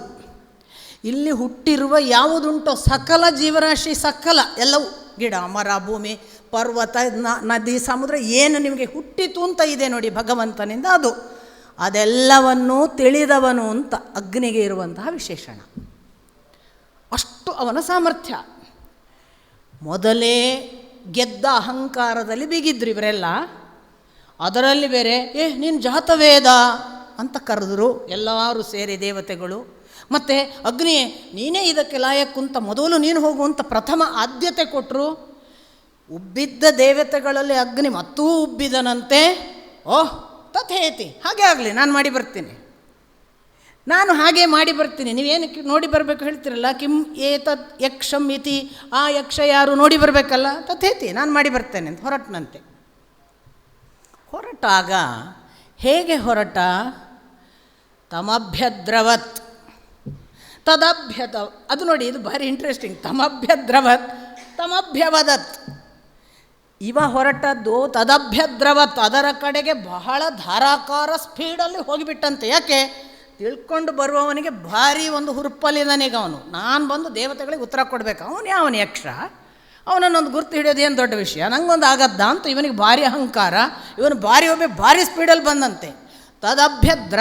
ದ್ರವತ್ ಅಂದಾಗ ದ್ರವದ ಹಾಗೆ ಬಂದ ಅಂತ, ಅಂದರೆ ಅಷ್ಟು ನೀರಾಗಿ ಬಂದ ಅಂತ ಯಾಕೆ ಹೇಳ್ತಾರೆ? ಅಷ್ಟು ಸ್ಪೀಡ್ ಅಂತ. ನೀರಿನಷ್ಟು ಸ್ಪೀಡ್ ಹೋಗೋಕ್ಕಾಗಲ್ವಲ್ಲ ಒಂದು ವೇಳೆ ಕೆಳಗೆ ಬಿಟ್ಟರೆ. ಆ ಬಂದ ಸ್ಪೀಡಲ್ಲಿ ಬಂದವನು ನಮಗೆ ಗೊತ್ತಾಗುತ್ತೆ. ತದಭ್ಯದ್ರವತ್, ಅದರ ಕಡೆಗೆ ಬಂದಿದ್ದಾನೆ. ಇಮಿಡಿಯೇಟ್ ನೆಕ್ಸ್ಟ್ ಶಬ್ದ ನೋಡಿ, ತಮಭ್ಯವದತ್. ನಿಜವಾಗಿ ಬಂದವನು ಕೇಳಬೇಕಲ್ಲ, ನೀನು ಯಾರು ಅಂತ. ಓಡಿ ಬಂದವನು ಯಾರು? ಇವತ್ತು ತಿಳಿಲಿಕ್ಕೆ ಬಂದವನು ಇವನು ಓಡಿ ಬಂದು ಕೇಳಬೇಕೆ ನೀನು ಯಾರು ಅಂತ. ಬಹುಶಃ ಅದರ ಹತ್ತಿರ ಹೋದ ತಕ್ಷಣ ಮಾತಾಡದ ಹಾಗೆ ಏನೋ ಆಗಿದೆ ಇವನಿಗೆ, ಸ್ಟನ್ಡ್. ಅಥವಾ ಆ ಶಕ್ತಿಯ ಮುಂದೆ ಇವನಿಗೆ ಏನೂ ತಿಳಿಯಲಿಲ್ಲ. ಅದರ ದೊಡ್ಡಸ್ತಿಕೆ, ಅದರ ಪರಿಣಾಮ ಇದರ ಮೇಲೆ ಆಯಿತೋ ಏನೋ, ಅದು ಏನೂ ಕೇಳಲಿಲ್ಲ. ಓಡಿ ಬಂದ ಅಗ್ನಿ ಏನೂ ಕೇಳಲಿಲ್ಲ. ಓಡಿ ಬಂದಿದೆ, ಯಾವ ಧಾರಕಾರ ತಾನು ಕೇಳಿಯೇ ಬಿಡ್ತೇನೆ ಅನ್ನುವಾಗ ಹೋಗಿದೆ. ಇವ ಇದ್ದವನು ಕೇಳಿದಂತೆ, ತಮಭ್ಯವದತ್, ಅವನು ಕೇಳಿದನಂತೆ. ನೋಡಿ, ಇದು ಕೇಳಬೇಕು ಅಂತ ಹೋದ್ದು ಅಗ್ನಿ, ಅದಕ್ಕೆ ಬಾಯಿ ಬರಲಿಲ್ಲ. ಅವನ ತಕ್ಷಣ ಹೇಗೆ ನಿಂತು ಕೇಳಿದಂತೆ, ಕಹ ಅಸಿ ಇತಿ, ಯಾರು ನೀನು? ಅವನು ಕೇಳಿದ. ಇದು ಅದನ್ನು ಕೇಳಿ ನೀನು ಯಾವನಯ್ಯ ಅಂತ ಕೇಳಲಿಕ್ಕೆ ಹೋದದ್ದು ಬಾಯಿ ಮುಚ್ಚಿಕೊಂಡು ನಿಂತಿದೆ. ಅವನು ಇದನ್ನು ನೋಡಿ, ಕಹ ಅಸಿ ಯಾರಪ್ಪ ನೀನು? ತಕ್ಷಣ ಅವನು ಪಕ್ಕನ ನೆನಪಾಯಿತು, ಓಹೋ ನಾನೇನು ಸಾಮಾನ್ಯನಾ? ಅಗ್ನಿರ್ವಾಹಮಸ್ಮೀತಿ ಅಬ್ರುವನ್. ತಕ್ಷಣ ಓಹೋ ನಾನು ಸೋತೆ, ಅವನೇ ಕೇಳಿಬಿಟ್ಟ ನನ್ನನ್ನು. ನಾನು ಅಷ್ಟೆಲ್ಲ ಸರಳವಾಗಿ ಸೋಲುವುದಲ್ಲ. ಯಾವನ ಯಕ್ಷನ ಮುಂದೆ? ನಾನು ಒಬ್ಬ ದೇವತೆ, ಅಗ್ನಿ. ಅಗ್ನಿರ್ವಾಹಮಸ್ಮಿ. ನೋಡಿ, ವಾ ಅಂತ ಅಂದರೆ ಅದು ಅವಧಾರಣ. ಅಗ್ನಿ ಕಣೆ, ಅಷ್ಟು ಗೊತ್ತಾಗಲ್ವಾ ಅಂತ. ಅಗ್ನಿವೈ ಅಂತ, ಅಗ್ನಿವೈ ಅಂದಾಗ ಇನ್ನೊಂದು, ನಾನು ಬಹಳ ಪ್ರಸಿದ್ಧ ಕಣೆಯ ಅಂತಲೂ ಅರ್ಥ ಅಂತ ಹೇಳ್ತಾರೆ ವಾ ಅನ್ನುವ ಶಬ್ದಕ್ಕೆ. ನಾನು ಯಾರು ಅಂತ ತಿಳಿದಿದ್ದೀಯಯ್ಯ ನೀನು? ಅಗ್ನಿಯಯ್ಯ. ಓಹೋ, ಅಗ್ನಿರ್ವಾಹಮಸ್ಮಿ. ಅಷ್ಟೇನಾ ನಾನು? ಜಾತವೇದೋ. ನನಗಿನ್ನೊಂದು ಹೆಸರಿದೆ, ನೀನು ಸಾಮಾನ್ಯ ಅಂತ ತಿಳಿಬೇಡ ನನ್ನ. ಜಾತವೇದೋಹಮಸ್ಮಿ ಇತಿ. ನಾನು ಅಗ್ನಿ, ನಾನು ಜಾತವೇದ ಅಂತ ತನ್ನನ್ನು ತಾನು ಭಾರಿ ಉಬ್ಬಿ ಪರಿಚಯ ಮಾಡಿಸಿತಂತೆ. ತಕ್ಷಣ ತ್ವಯಿ ತಸ್ಮೈ ತ್ವಯಿ ಕಿಂ ವೀರ್ಯಂ ಇತಿ. ಅವನು ಕೇಳ್ತಾನೆ, ಹೌದಾ ನಿನ್ನಲ್ಲಿ ಎಷ್ಟು ಸಾಮರ್ಥ್ಯ ಉಂಟು? ತಸ್ಮಿನ್ ತ್ವಯಿ, ಅಂತಹ ನಿನ್ನಲ್ಲಿ, ಕಿಂ ವೀರ್ಯಂ, ಎಷ್ಟು ಪರಾಕ್ರಮ ಉಂಟಪ್ಪ, ಏನು ನಿನ್ನ ಪರಾಕ್ರಮ ಹೇಳು ಇತಿ ಅಂತ ಇವ ಸುಮ್ಮನೆ ನಿಂತು ಕೇಳ್ತಾನೆ ಯಕ್ಷ. ತಕ್ಷಣ ಎಲ್ಲ ಕಡೆ ನೋಡಿ, ಯಕ್ಷ ಕೇಳಿತು ಅಂತ ಇರೋದು, ಕೇಳಿದ ಅಂತಿಲ್ಲ, ಕೇಳಿದಳು ಅಂತಿಲ್ಲ. ಯಕ್ಷ ನಪುಂಸಕಲಿಂಗ, ಭಗವಂತ ನಪುಂಸಕಲಿಂಗ. ಭಗವಂತನಿಗೆ ಲಿಂಗ ನಾವು ಕೊಡುವುದು, ಭಗವಂತ ನಪುಂಸಕಲಿಂಗ. ಆಯಿತು. ತಕ್ಷಣ ಅವನು ಕೂಡಲೇ ಪುನಃ ತನ್ನ ಕೆಪಾಸಿಟಿ ಹೇಳಬೇಕಲ್ಲ. ಸರ್ವಂ ದಹೇಯಂ, ನನ್ನ ಸಾಮರ್ಥ್ಯವ, ನಾನು ಎಲ್ಲ ಸುಟ್ಟು ಹಾಕ್ತೇನೆ. ಯದಿದಂ ಪೃಥಿವ್ಯಾಮಿತಿ, ಈ ಭೂಮಿಯಲ್ಲಿ ಏನೇನುಂಟು ಅದೆಲ್ಲ ಸುಟ್ಟು ಹಾಕಬಲ್ಲ ಸಾಮರ್ಥ್ಯ ಕಣಯ್ಯ ನನ್ನದು. ನನ್ನನ್ನೇನು ಅಂತ ತಿಳಿದಿದ್ದೀ? ಓ ಹೌದಾ, ಪರವಾಗಿಲ್ವೇ. ತಸ್ಮೈ ತೃಣಂ ನಿದಧೌ. ಅವನು ಹಾಗೆ ಹೇಳಿದ ತಕ್ಷಣ, ನಾನು ಸರ್ವಂ ದಹೇಯಂ, ನಾನು ಎಲ್ಲವನ್ನು ಸುಟ್ಟು ಹಾಕಬಲ್ಲೆ. ಯದಿದಂ ಪೃಥಿವ್ಯಾಮಿತಿ, ಈ ಭೂಮಿಯಲ್ಲಿ ಏನೇನುಂಟು ಅದೆಲ್ಲ. ಪೃಥ್ವಿ ಎಂದಾಗ ದೇವಲೋಕದಲ್ಲಿದ್ದಾರಲ್ಲ, ದೇವಲೋಕದಲ್ಲಿ ಪೃಥ್ವಿ ಹೇಗೆ? ದೇವಲೋಕದ ನೆಲೆ, ನಿಲ್ಲುವ ತಾಣ, ಅದು ಪೃಥ್ವಿ. ಪ್ರಥನ, ಯಾವುದು ಧಾರಣೆ ಮಾಡಿದೆ, ಯಾವುದು ರಕ್ಷಿಸ್ತಿದೆ ಅದು. ಹಾಗಾಗಿ ದೇವಲೋಕದವರೆಗೆ, ಭೂಲೋಕದಿಂದ ಯದಿದಂ ಪೃಥವ್ಯಾಮಿತಿ, ಎಲ್ಲೆಲ್ಲ ನೆಲೆ ಉಂಟು, ಆಸರೆ ಉಂಟು, ಅಲ್ಲಿರುವ ಎಲ್ಲವನ್ನು ಸುಡುತ್ತೇನೆ. ಕೇವಲ ಭೂಮಿ ಇದ್ದು ಸುಡುತ್ತೇನೆ ಅಂತ ಹೇಳಿದ್ದಾನೆ ಅಂತ ಭಾವಿಸ್ಲಿಕ್ಕಿಲ್ಲ ಅಂತಾರೆ ವ್ಯಾಖ್ಯಾನಕಾರರು. ಅವನು ಎಲ್ಲೆಲ್ಲ ಅಂತರಿಕ್ಷದಲ್ಲಿ ಸುಡಲ್ವಾ, ಆಕಾಶದಲ್ಲಿ ಸುಡ್ತಾನೆ. ಅಗ್ನಿಯಲ್ಲೂ ಸುಡ್ತಾನೆ. ಹಾಗಾಗಿ ಅವನು ಎಲ್ಲ ಕಡೆ ನಾನು ಏನೆಲ್ಲ ಸುಡಬಹುದು ಅದೆಲ್ಲ ಸುಟ್ಟು ಹಾಕಬಲ್ಲ ಸಾಮರ್ಥ್ಯ ನನಗುಂಟು ಅಂತ ಕೊಚ್ಚಿಕೊಂಡ. ಇವ ತಕ್ಷಣ ತಸ್ಮೈ ತೃಣಂ ನಿದಧೌ, ಒಂದು ಹುಲ್ಲು ಕಡ್ಡಿ ಇಟ್ಟಂತೆ. ನಿದಧೌ, ಇಡುತ್ತಾನೆ, ಇಟ್ಟಿತು. ಒಂದು ಹುಲ್ಲು ಗರಿಯನ್ನು ಇಟ್ಟು ಹೇಳಿತಂತೆ, ಹೌದಾ ನೀನು ಎಲ್ಲವನ್ನು ಸುಡ್ತೀಯಾ? ಯದಿದಂ ದಹೇತಿ, ನೋಡು ಇದನ್ನೊಂದು ಸುಟ್ಟು ಬಿಡು. ಅವನು ಅರೆ ಇದ್ಯಾವ ಲೆಕ್ಕ ನನಗೆ, ಏನು ಮಾಡಿದ? ತದುಪಪ್ರೇಯಾಯ, ಅವನು ಇಮಿಡಿಯೇಟ್ ತೊಡಗಿದ ತನ್ನ ಕೆಲಸಕ್ಕೆ, ಸುಡುವ ಕೆಲಸಕ್ಕೆ. ತದು ಉಪಪ್ರೇಯಾಯ, ಆ ಕೆಲಸಕ್ಕೆ ಅವನು ಉಪಪ್ರೇಯಾಯ ತೊಡಗಿದ. ಸರ್ವಜವೇನ, ಸರ್ವ ಎಲ್ಲ, ಜವ ಅಂದರೆ ಸ್ಪೀಡ್, ಜವ ಅಂದರೆ ಸಾಮರ್ಥ್ಯ, ವೇಗ ಮತ್ತು ಸಾಮರ್ಥ್ಯ. ಸರ್ವ, ತನ್ನಲ್ಲಿ ಎಷ್ಟಿತ್ತು ವೇಗ, ತನ್ನಲ್ಲಿ ಎಷ್ಟು ವೀರ್ಯ, ಎಷ್ಟು ಪರಾಕ್ರಮ, ಎಷ್ಟು ಸಾಮರ್ಥ್ಯ ಇದೆ, ಅಷ್ಟನ್ನು ಸೇರಿಸಿ ಪ್ರಯತ್ನಕ್ಕೆ ತೊಡಗಿದ. ಯಾವುದಕ್ಕೆ? ಆ ಹುಲುಗರಿಯನ್ನು ಸುಟ್ಟು ಹಾಕಲಿಕ್ಕೆ. ತದುಪಪ್ರೇಯಾಯ ಸರ್ವಜವೇನ ತನ್ನ ಶಶಾಕ ದಗ್ಧುಂ. ತತ್ ನ ಶಶಾಕ ದಗ್ಧುಂ ಸುಡುವುದಕ್ಕೆ ಶಶಾಕ ಶಕ್ತನಾಗಲಿಲ್ಲ. ತತ್ ಅವನು, ನ ಶಶಾಕ ಅವನು ಸುಡುವುದಕ್ಕೆ ಶಕ್ತನಾಗಲಿಲ್ಲ. ಆಮೇಲೆ ಸತತ ಏವ ನಿವವೃತೆ, ಅವನಿಗೆ ಭಾರಿ ಇನ್ಸಲ್ಟ್ ಆಯಿತು ಕಾಣ್ತದೆ. ಅವ ಮುಂದೆ ಏನೂ ಕೇಳಲೇ ಇಲ್ಲ. ಹೌದಾ ಮರೆ, ನೀನು ಯಾರು ಕೇಳಲೇ ಇಲ್ಲ, ಕಂಡಪಟ್ಟೆ ಅವಮಾನ ಆಗಿಬಿಟ್ಟೆ. ಸತತ ಏವ ನಿವವೃತೆ, ಏನೋ ಆಗಿದೆಯಲ್ಲ ಅದರಿಂದಲೇ ಅವನು ಅಲ್ಲಿಂದ ಜಗ ಖಾಲಿ ಮಾಡಿದ್ನಂತೆ. ನೈತ ದಶಕಂ ವಿಜ್ಞಾತುಂ ಕಿಮೇತದ್ ಯಕ್ಷಮಿತಿ, ಅವನಿಗೆ ಗೊತ್ತಾಗಲಿಲ್ಲ ಈ ಯಕ್ಷ ಯಾರು ಅನ್ನುವುದು ಅಗ್ನಿಗೆ ಗೊತ್ತಾಗಲಿಲ್ಲ. ಮುಂದೆ ವಿವರಣೆಗೆ ಬರೋಣ. ಅಗ್ನಿ ಯಾಕೆ, ಅಗ್ನಿ ಪ್ರಥಮದಲ್ಲಿ ಯಾಕೆ ಕಳಿಸಿದರು, ಅಗ್ನಿ ಯಾಕೆ ಸೋತ, ಅದೆಲ್ಲ ಮತ್ತೆ ನೋಡೋಣ. ನಾನು ಕಥೆ ಹೇಳ್ತೀನಿ. ಎರಡನೆಯ ಸಂದರ್ಭ, ದೇವತೆಗಳು ನೋಡ್ತಾ ಇದ್ದಾರೆ, ಕೆಳಗೆ ಪಿಕ್ಚರ್ ಆಗ್ತಾ ಇದೆ. ಅವ್ರಿಗೆ ಗೊತ್ತಾಯಿತು ಇವನು ಸೋತು ಬಂದ. ನೆಕ್ಸ್ಟ್ ಅವ್ರು ಏನು ಮಾಡಿದ್ರಂತೆ, ತೇ ವಾಯುಂ ಅಬ್ರುವನ್, ಅವರೆಲ್ಲರೂ ಸೇರಿ ವಾಯುವಿಗೆ ಹೇಳಿದರಂತೆ, ಏನು, ಮಾತರಿಶ್ವ, ನೀನು ಮಾತರಿಶ್ವ, ಹೋಗು, ಏತದ್ವಿಜಾನೀಹಿ, ಹೋಗು, ಹೋಗಿ ಅಲ್ಲಿ ಇರುವ ಆ ಯಕ್ಷ ಯಾರು ತಿಳಿದು ಬಾ. ಕಿಮೀತೆ ಯಕ್ಷಮಿತಿ, ಕಿಂ ಏತದ್ ಯಕ್ಷಮಿತಿ, ಕೇಳಿ ಬಾ, ನೋಡಿ ಬಾ. ಅವನು ಹೋದ, ಇತಿ ತಥೇತಿ, ಹಾಗೆ ಆಗಲಿ ಅಂತ ಅವ ಹೊರಟ. ಎರಡನೆಯ ಸರದಿ ವಾಯುವಿನದ್ದು, ಅವ ಹೊರಟ, ಅವ ಬಂದ. ಅವಸ ಬಂದ ತಮಭ್ಯದ್ರವತ್, ಯಥಾ ಪ್ರಕಾರ ಭಾರಿ ಫೋರ್ಸಲ್ಲಿ ಬಂದಿದ್ದಾನೆ, ಚಕ್ಕ ನಿಲ್ಲುವ ಹಾಗಾಯಿತು, ಯಾಕೋ ಮಾತೇ ಬರಲಿಲ್ಲ. ಇವ ತಮಭ್ಯವದತ್, ಇವನು ಹೇಳಿದ. ಅವ ಭಾರೀ ಇದರ ಕಡೆಗೆ ವೇಗದಿಂದ ಸಮರ್ಥವಾಗಿ ಫೋರ್ಸಲ್ಲಿ ಇನ್ನೇನು ನುಗ್ಗಿಬಿಡ್ತಾನೆ ಅನ್ನುವ ಹಾಗೆ ಬಂದ. ತದಭ್ಯದ್ರವತ್ ತಮಭ್ಯವದತ್, ಇವ ಕೇಳಿದ, ಇವ ಕೂಡಲೇ ಕೇಳಿದ, ಕಹ ಅಸಿ, ಯಾರಿದ್ದಿ ನೀನು, ಇತಿ. ಅವ ಇಷ್ಟು ಕೇಳಿದ ಕೂಡಲೇ ಇವ, ನಾನು ವಾಯುವಿದ್ದೇನೆ, ವಾಯುರ್ವಾಹಮಸ್ಮೆ, ಮತ್ತು ಅಷ್ಟೇನಾ, ನನಗೆ ಇನ್ನೊಂದು ಹೆಸರಿದೆ, ಮಾತರಿಶ್ವ, ನಾನು ಮಾತರಿಶ್ವ ಅಸ್ಮಿ ಇತಿ ಅಬ್ರವೀನ್, ಅಹಂ ಮಾತರಿಶ್ವ ಅಸ್ಮಿ ಇತಿ, ನಾನು ಮಾತರಿಶ್ವ ಎಂದು ಕೂಡ ಇದ್ದೇನೆ, ನಾನು ವಾಯು ಎಂದು ಇದ್ದೇನೆ. ವಾ ಅನ್ನೋದು ಅಲ್ಲೂ ಇದೆ ನೋಡಿ, ಭಾರಿ ಅವಧಾರಣೆ. ಪುನಃ ಅದೇ ಪ್ರಶ್ನೆ ಕೇಳ್ತಾನೆ, ನಿನ್ನ ಹತ್ರ ಎಷ್ಟು ವೀರ್ಯಂ ಕಿಂ, ಅಷ್ಟು ಹೇಳಿದ ಕೂಡಲೇ ಪುನಃ ಇವನು ಹೇಳಿದ, ಏನು, ನಾನು ಸರ್ವಮಾದದೀಯ, ಈ ಜಗತ್ತಿನಲ್ಲಿ ಒಂದು ವಸ್ತು ಯಾವುದು ಬೇಕು ನೀನು ಹೇಳು, ಅದನ್ನೆಲ್ಲ ಹಾರಿಸಿ ಬಿಡ್ತೇನೆ, ನಾನು ಉಡಾಯಿಸಿ ಬಿಡ್ತೇನೆ, ಎತ್ತಿ ಹಾಕಿ ಬಿಡ್ತೇನೆ. ಆದದೀಯ, ಎತ್ತಿ ಹಾಕು, ಉಡಾಯಿಸು, ಹಾರಿಸು. ಸರ್ವಮಾದದೀಯ ಯದಿದಂ ಪೃಥಿವ್ಯಾಮಿತಿ, ಈ ಭೂಲೋಕದಲ್ಲಿ ಅಥವಾ ಯಥಾ ಪ್ರಕಾರ ಪೃಥ್ವಿ ನೆಲೆ ಇರುವ ಜಾಗ, ಅಂತರಿಕ್ಷದವರೆಗೆ ಎಲ್ಲೆಲ್ಲಿ ಬೇಕಾ ಅಲ್ಲಿ ಏನು ಬೇಕಾದರೆ ಇಟ್ಟು ನೋಡು, ನಾನು ಹಾರಿಸಿಬಿಡಬಲ್ಲೆ. ಹೌದಲ್ವಾ? ವಾಯುವಿನ ಗುಣಲಕ್ಷಣಗಳನ್ನು ನಾನಾಗ ಹೇಳ್ತೀನಿ, ನಿಮಗೆ ಗೊತ್ತಾಗುತ್ತೆ ಯಾಕೆ ಆ ಮಾತು ಹೇಳಿದ್ದಾನೆ. ಮಾತರಿಶ್ವ ಬೇರೆ ಅವನು, ಅದೆಲ್ಲ ಯಾಕೆ ಮುಂದೆ ನೋಡಿ ಮಾಡ್ತೀನಿ.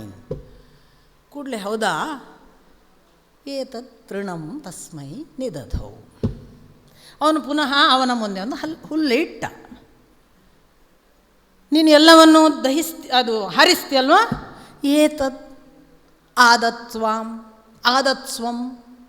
ನೋಡು ಹಾರಿಸು, ಇದನ್ನು ಇಲ್ಲಿ ಇಟ್ಟಿದ್ದೇನೆ ಒಂದು ಹುಲ್ಲು, ಏತತ್ ಆದತ್ಸ್ವಂ, ಹಾರಿಸು ಅಂತ ಹೇಳಿದ್ಕೊಳ್ಳಿ. ಇವನು ಯಥಾ ಪ್ರಕಾರ ಸರ್ವಜವೇನ ತದುಪಪ್ರೇಯಾಯ ತತ್ ನ ಶಶಾಕಂ, ಪುನಃ ಅವನಿಗೆ ಆಗಲಿಲ್ಲ, ಏನು, ಆದಾತುಂ, ಎತ್ತುವುದಕ್ಕೆ ಆಗಲಿಲ್ಲ, ಆ ಹುಲುಕಡ್ಡಿಯನ್ನು ಎತ್ತುವುದಕ್ಕೆ ಆಗಲಿಲ್ಲ. ಸತತ ಏವ ನಿವವೃತೆ, ಅವನು ಹೊರಟು ಹೋದ, ಅವನಿಗೂ ಸೋಲಾಯಿತು, ಅವನಿಗೆ ಮುಖ ನೋಡುವುದಾಗಲಿಲ್ಲ ಕಾಣ್ತದೆ, ಅವನು ತಿರುಗಲೇ ಇಲ್ಲ ಈಚೆಗೆ, ವಾಪಸ್ ಹೋದ. ಅಗ್ನಿವಾಯು ಸೋತಿದ್ದಾರೆ, ಇನ್ನು ನೀನೇ ಹೋಗೋದು ಒಳ್ಳೇದು ಮಾರಾಯ ಅಂತ ತೇ ಇಂದ್ರಂ ಅಬ್ರುವನ್, ದೇವತೆಗಳೆಲ್ಲ ಹೇಳಿದ್ರಂತೆ, ಇನ್ನು ಅವರಿಬ್ಬರು ಸೋತ ಮೇಲೆ ನಮ್ಮನ್ನೆಲ್ಲ ಕಳಿಸ್ಬೇಡ ಮಾರಾಯ, ನೀನೇ ಹೋಗು. ಇಂದ್ರಂ ಅಬ್ರುವನ್, ಅವನೆಂಥವನು, ಮಘವನ್, ಸಂಪತ್ತಿನ ದೊರೆ ಅವನು, ಎಲ್ಲ ಸಂಪತ್ತನ್ನು ಉಳ್ಳವ, ಮಘವನ್. ಏತದ್ವಿಜಾನೀಹಿ ಕಿಮೇತದ್ ಯಕ್ಷಮಿತಿ ತಥೇತಿ, ಆಯಿತು ನೀನು ಹೋಗು, ಈ ಯಕ್ಷ ಯಾರು ತಿಳಿದು ಬಾ, ಆಯಿತು ಹಾಗೆ ಆಗಲಿ ಅಂತ ಇಂದ್ರ ಹೊರಟ. ತಮಭ್ಯದ್ರವತ್, ಅವನು ಅಷ್ಟು ವೇಗದಿಂದ ಬಂದ. ತಸ್ಮಾತ್ ತಿರೋತ್ ಅಧೇ, ಅವನು ಬಂದಿದ್ದಾನೆ, ಎಷ್ಟು ವೇಗದಿಂದ ಬಂದಿದ್ದಾನೆ. ಈ ಬಾರಿ ಒಂದು ವಿಶೇಷ ತಿರುವು, ಉಳಿದವರಿಗೆ ಎದುರಿಗೆ ಬಂದು ಬಾಯಿ ಕಟ್ಟಿದ ಹಾಗಾಗಿದೋ, ಕಲ್ಲಾಗಿ ಬಿಟ್ಟಿದ್ದಾರೋ ಗೊತ್ತೇ ಆಗ್ತಿಲ್ವೋ, ಎಂಥದೋ ಒಂದು ವಿಸ್ಮಯವೋ ಯಾವುದೋ ಅವರನ್ನು ನಿಲ್ಲಿಸಿಬಿಟ್ಟಿದೆ, ಕಲ್ಲಿನ ಹಾಗೆ.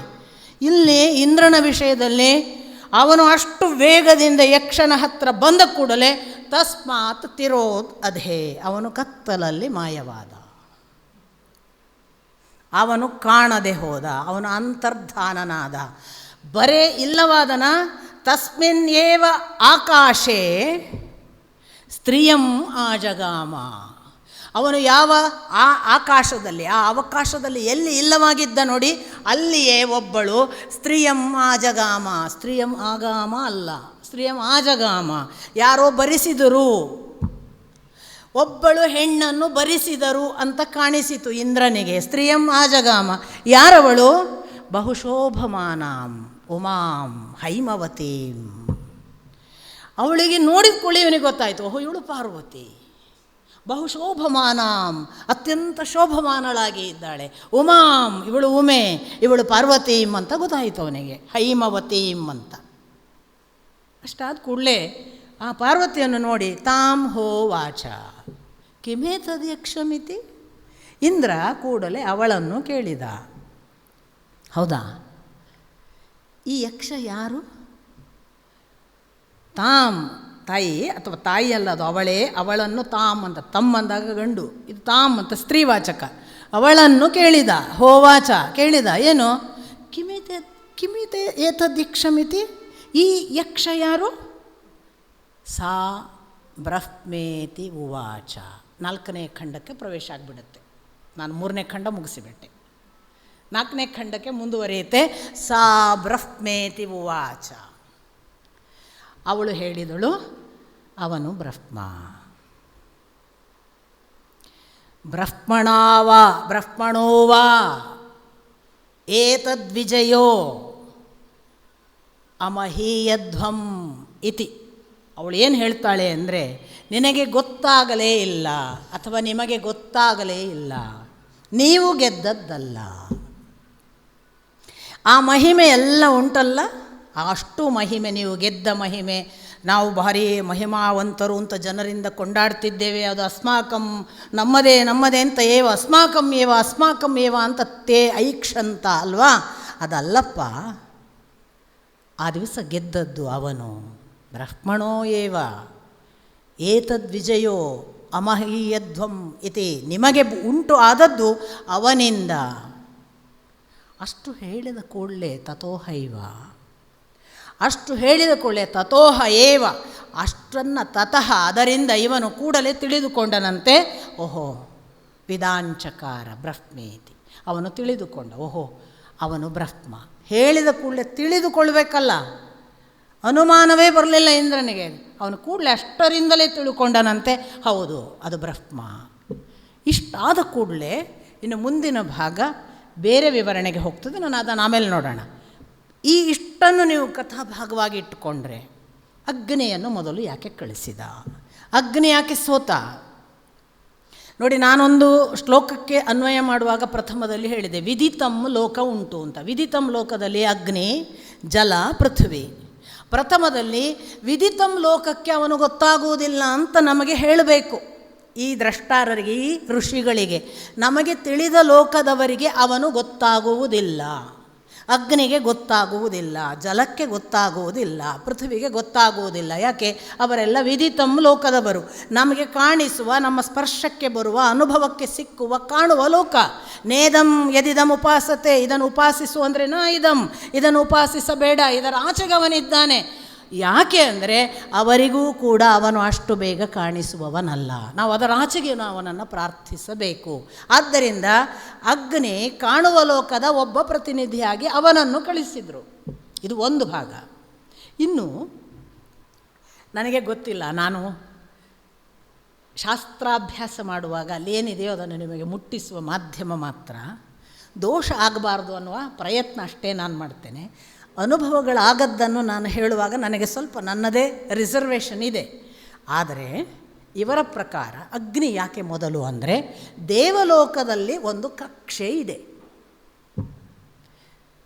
ದೇವಲೋಕದಲ್ಲಿ ಒಂದು ತಾರತಮ್ಯ ಇದೆ.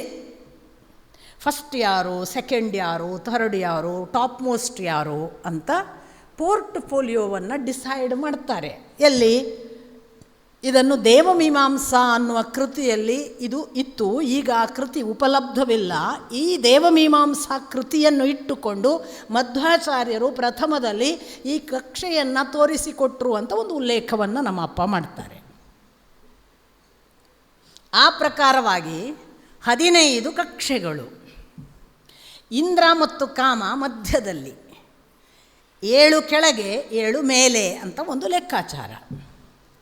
ಅದಕ್ಕನುಗುಣವಾಗಿ ಐತರೇಯ ಬ್ರಾಹ್ಮಣದ ಒಂದು ಸೂತ್ರವನ್ನು ಕೂಡ ಆಧಾರವಾಗಿಟ್ಟುಕೊಂಡು ಮಧ್ವಾಚಾರ್ಯರು ಏನು ವಾದ ಮಾಡ್ತಾರೆ ಅಂತಂದರೆ, ಆ ಮಾತು ಕೂಡ ಸಂಸ್ಕೃತದ ಒಂದು ಶ್ಲೋಕ ಏನನ್ನು ಹೇಳ್ತದೆ ಅಂತೆ, ಅಗ್ನಿಹಿ ಅವರಂ, ಅಗ್ನಿಯು ಅತ್ಯಂತ ಕನಿಷ್ಠ ಸ್ಥಾನದಲ್ಲಿದ್ದಾನೆ, ವಿಷ್ಣು ವರೇಣ್ಯಂ, ವಿಷ್ಣು ಅತ್ಯಂತ ಶ್ರೇಷ್ಠ ಕೊನೆಯ ಟಾಪ್ ಮೋಸ್ಟ್ ಸ್ಥಾನದಲ್ಲಿದ್ದಾನೆ, ತದಂತರೇಣ ಅನ್ಯ ದೇವತಾ, ಅವರಿಬ್ಬರ ನಡುವೆ ಬೇರೆ ದೇವತೆಗಳಿದ್ದಾರೆ ಅಂತ ಐತರೇಯ ಬ್ರಾಹ್ಮಣ ಕೂಡ ಹೇಳುತ್ತೆ.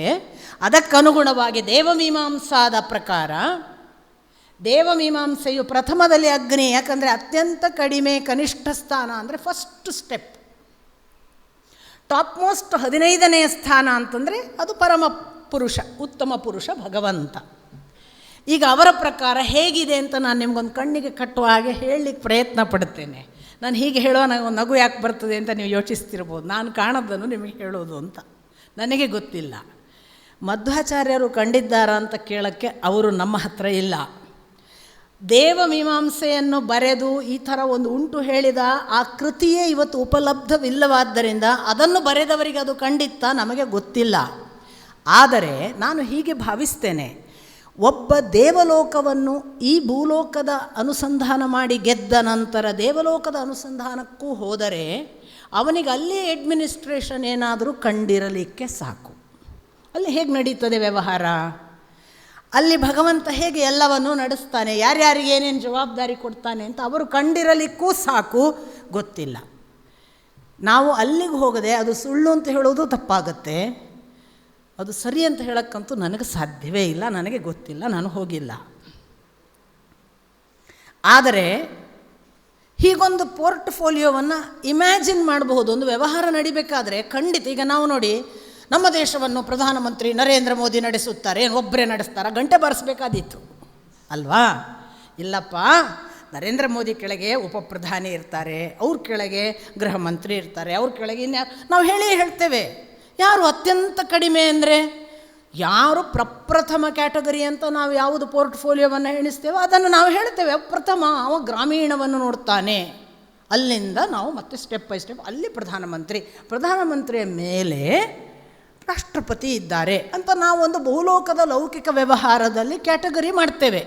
ಇದನ್ನು ತಾರತಮ್ಯ ಶಬ್ದಗಿಬ್ದ ತೆಗೀರಿ, ಪೋರ್ಟ್ಫೋಲಿಯೋವನ್ನು ಸ್ಯಾಂಕ್ಷನ್ ಮಾಡ್ತಾರೆ. ಒಬ್ಬ ಒಳ್ಳೆಯ ಅಡ್ಮಿನಿಸ್ಟ್ರೇಷನ್ ಆಗಬೇಕಾದ್ರೆ ಈ ಪೋರ್ಟ್ಫೋಲಿಯೋ ಅನಿವಾರ್ಯ. ಸುಪ್ರೀಂ ಎನರ್ಜಿ ಈ ಲೋಕವನ್ನು ನಡೆಸ್ತದೆ, ಸುಪ್ರೀಂ ಎನರ್ಜಿ ಒಂದೇ ನಡೆಸ್ತದಾ ಅಂತ ಇವರದೊಂದು ಪ್ರಶ್ನೆ, ಬಹುಶಃ ಜಿಜ್ಞಾಸುಗಳದ್ದು. ಅಧ್ಯಾತ್ಮವನ್ನು ದಾಟಿ ಭಗವಂತನ ಲೋಕಕ್ಕೆ ಹೋಗಬೇಕು ಅನ್ನುವ ಅಧಿದೈವತದ ಕಡೆಗೆ ನಡೆದವರಿಗೆ ಒಂದು ಪ್ರಶ್ನೆಯಾಗಿ ಅವರು ಸರ್ಚ್ ಮಾಡಿರ್ಬೋದು, ಮೇಲೆ ಹೇಗೆ ನಡೀತದೆ ವ್ಯವಹಾರ. ಆಗ ಅವರ ಪ್ರಕಾರ ಅಗ್ನಿ ಪ್ರಥಮ ಕಕ್ಷೆಯಲ್ಲಿದ್ದಾನೆ, ಅಗ್ನಿಯೊಟ್ಟಿಗೆ ಭೃಗು ಇದ್ದಾನೆ, ದಕ್ಷನ ಹೆಂಡತಿ ಪ್ರಸೂತಿ ಇದ್ದಾಳೆ. ಇದು ಪ್ರಥಮ ಕಕ್ಷೆ, ಮೊದಲನೆಯ ಮೆಟ್ಟಲು. ಎರಡನೇ ಅಂದರೆ ಪೋರ್ಟ್ಫೋಲಿಯೋದಲ್ಲಿ ಅವನಿಗೆ ಫಸ್ಟ್ ಏನೋ ಡ್ಯೂಟಿ ಅಲಾಟ್ ಮಾಡಿದ್ದಾರೆ ಅಂದ್ಕೊಳ್ಳೋಣ. ಸೆಕೆಂಡ್, ಎರಡನೆಯದರಲ್ಲಿ ನಾರದ ಇದ್ದಾನೆ, ಮೂರನೆಯದರಲ್ಲಿ ವರುಣ ಇದ್ದಾನೆ, ನಾಲ್ಕನೆಯದಲ್ಲಿ ಇದು ವಾಯುವಿನಲ್ಲಿ 3 ವಿಭಾಗ ಮಾಡುತ್ತಾರೆ ಅವರು. ಪ್ರವಹವಾಯು ಅಥವಾ ಪ್ರಣಹವಾಯು, ಆಮೇಲೆ ಅಹಂಕಾರ ಪ್ರಾಣ ಅಥವಾ ಅಹಂಕಾರ ವಾಯು ಮತ್ತು ವಾಯು ಅಂತ. ಸೊ ಇಲ್ಲಿ 3 ಆದ ಮೇಲೆ ಅವರು ಒಂದು ವಾಯುವನ್ನು ಉಲ್ಲೇಖ ಮಾಡ್ತಾರೆ, ಪ್ರಣಹ ವಾಯು ಅಂತ.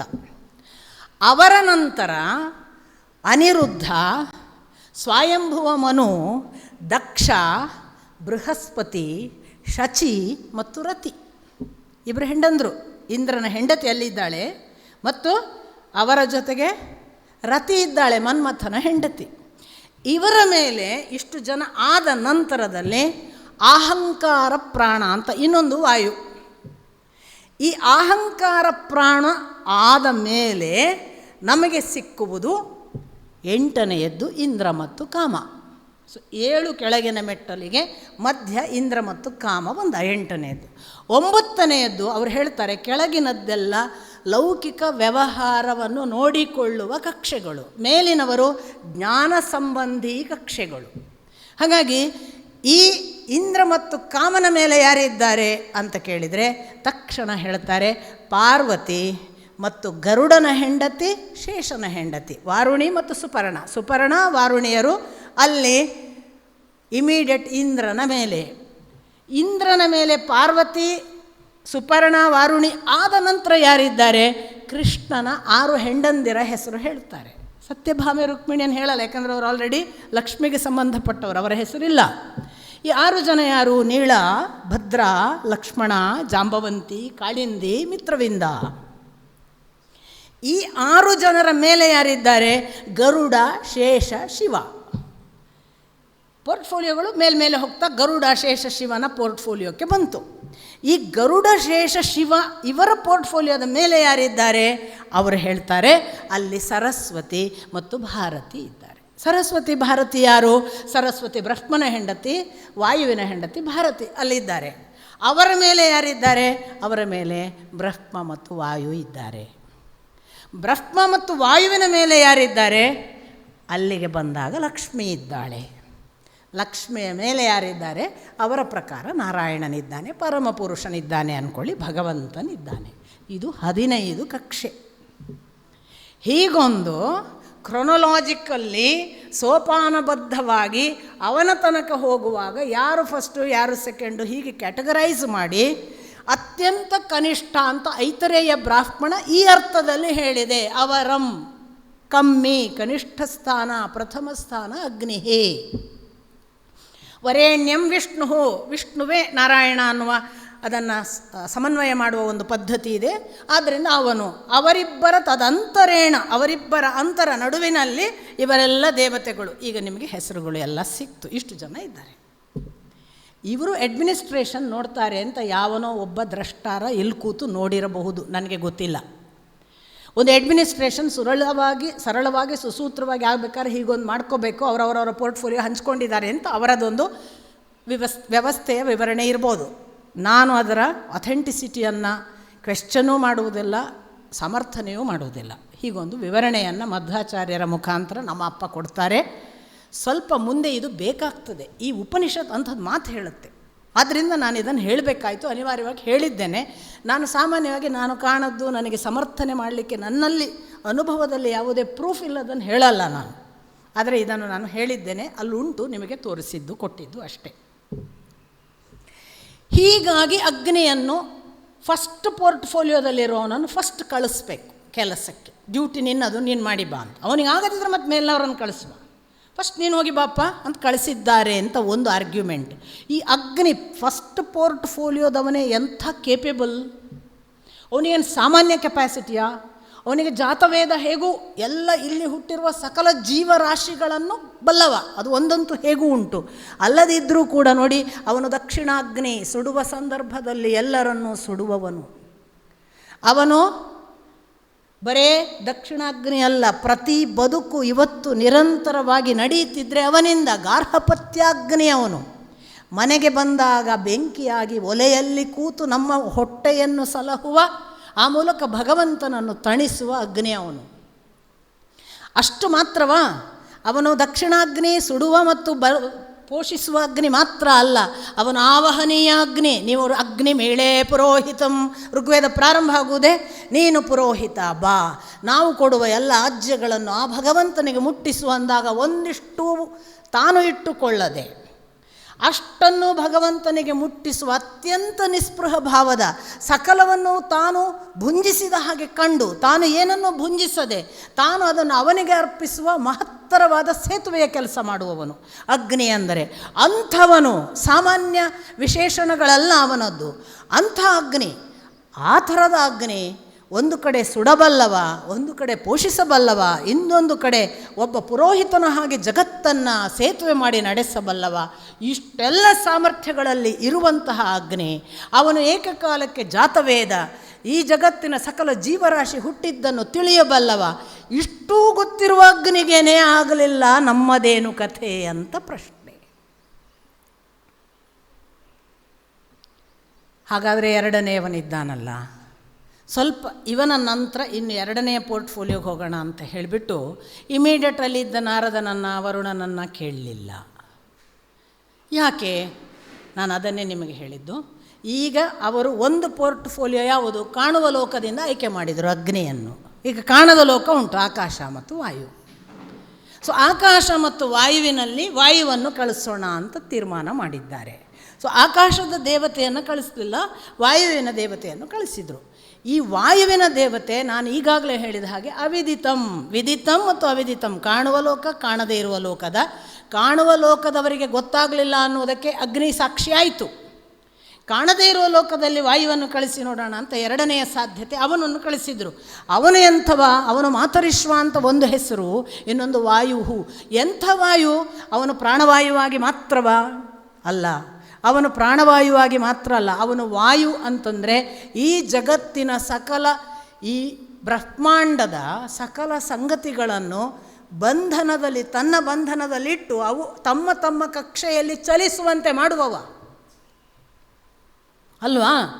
ನಮಗೆ ಆಕಾಶದಲ್ಲಿ ಭೂಮಿ ತೇಲ್ತಾ ಇದೆ ಈಗ. ಆ್ಯಕ್ಚುಲಿ ಆಕಾಶಕ್ಕೆ ಬುಡದಲ್ಲಿ ಯಾರೂ ಇಲ್ಲ ಹಿಡ್ಕೊಂಡು ನಿಂತ್ಕೊಳ್ಳೋಕ್ಕೆ. ಅಥವಾ ಯಾವ್ಯಾವ ನಾವು ನಕ್ಷತ್ರ ಗ್ರಹಗಳನ್ನು ಹೇಳ್ತೇವೆ ಅವುಗಳೆಲ್ಲ ತೇಲ್ತಿವೆ. ತೇಲಿಸುವುದು ಯಾರಪ್ಪ?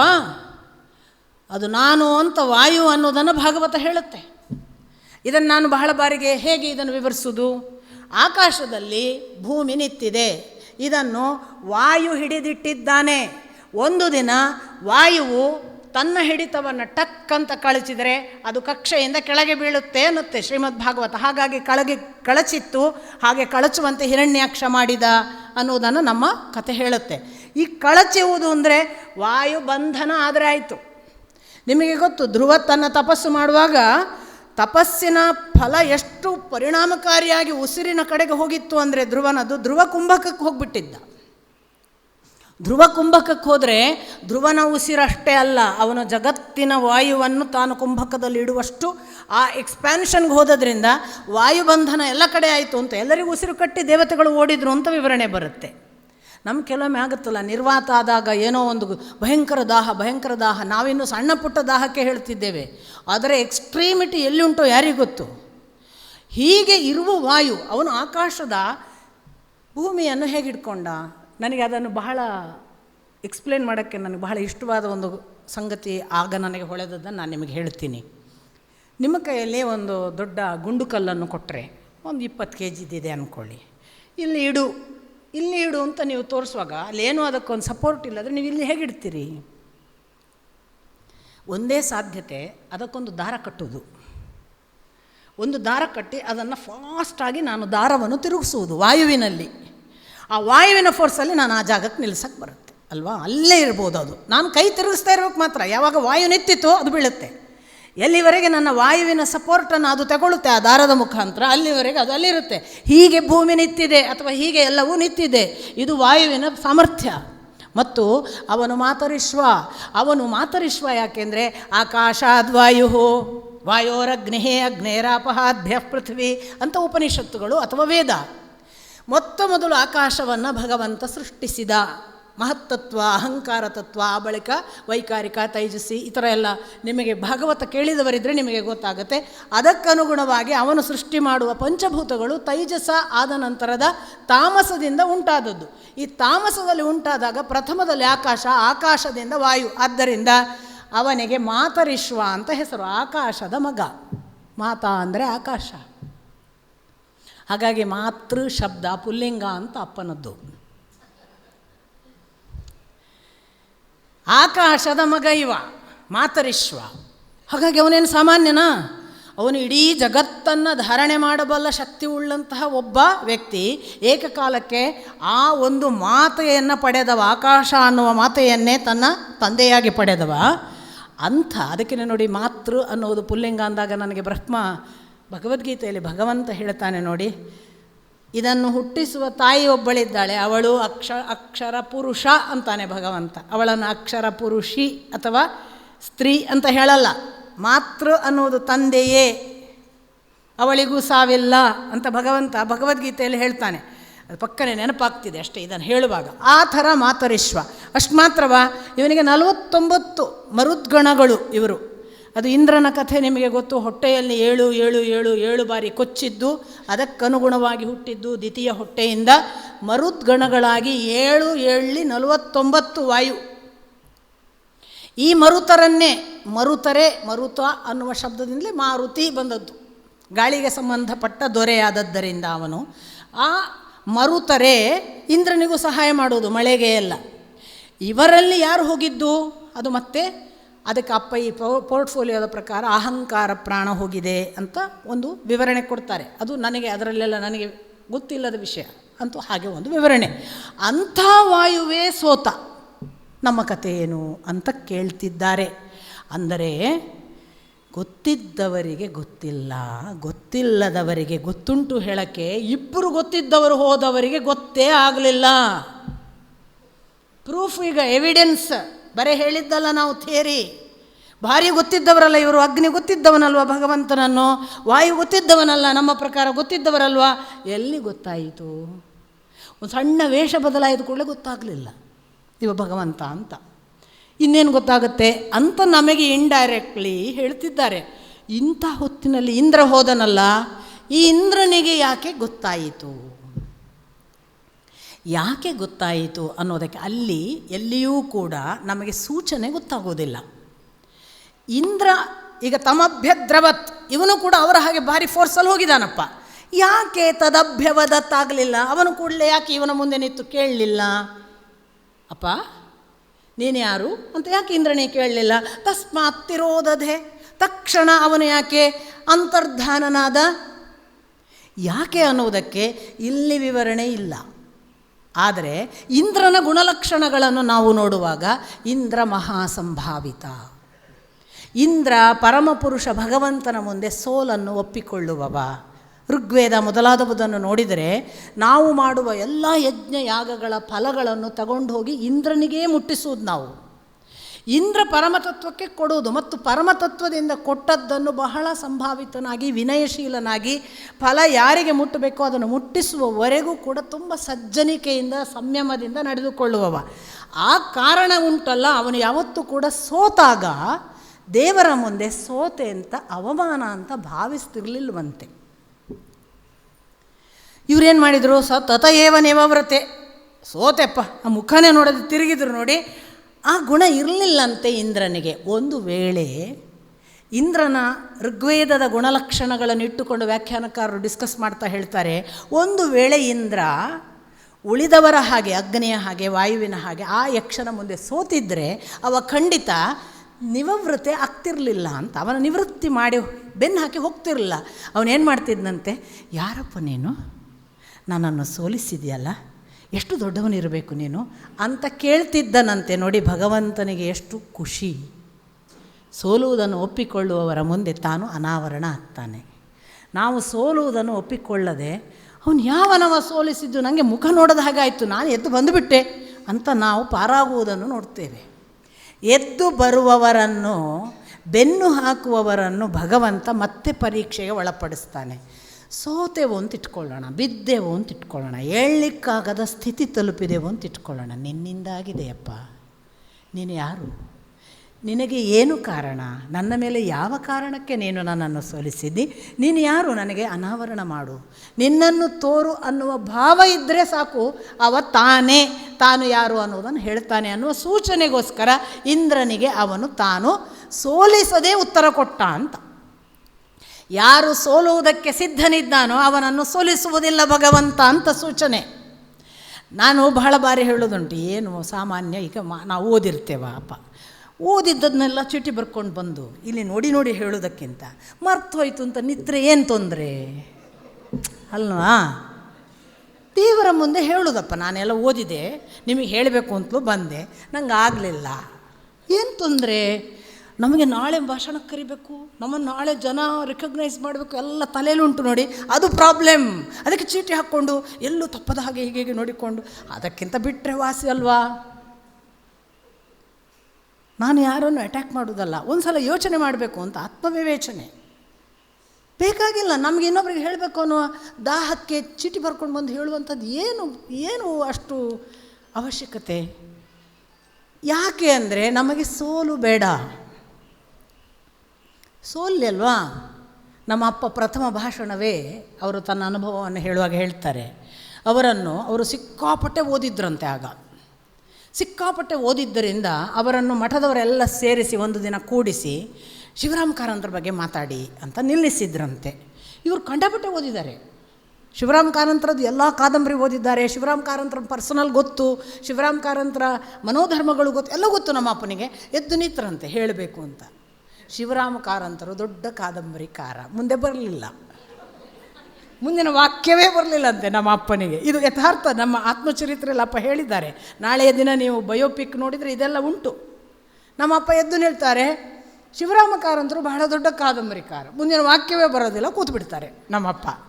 ಸೋತರು ನೋಡಿ, ವಾಕ್ ಒಲಿಯಿತು. ನೋಡಿ ಹೇಳ್ತೇನೆ ಅಂತ ಹೋಗಲಿಲ್ಲ ನೋಡಿ. ನೋಡಿ ಹೇಳ್ತೇನೆ ಅಂತ ಹೋಗುವುದಕ್ಕಿಂತ ನನಗೆ ಹೇಳಲಿಕ್ಕಾಗೋದಿಲ್ಲ, ಮನೆಯಲ್ಲಿ ಕೂತ್ಕೊಳ್ತೇನೆ ಅಂದರೆ ಏನು ತಪ್ಪೇನು, ಯಾರಿಗೆ ನಷ್ಟ ಅಲ್ವಾ?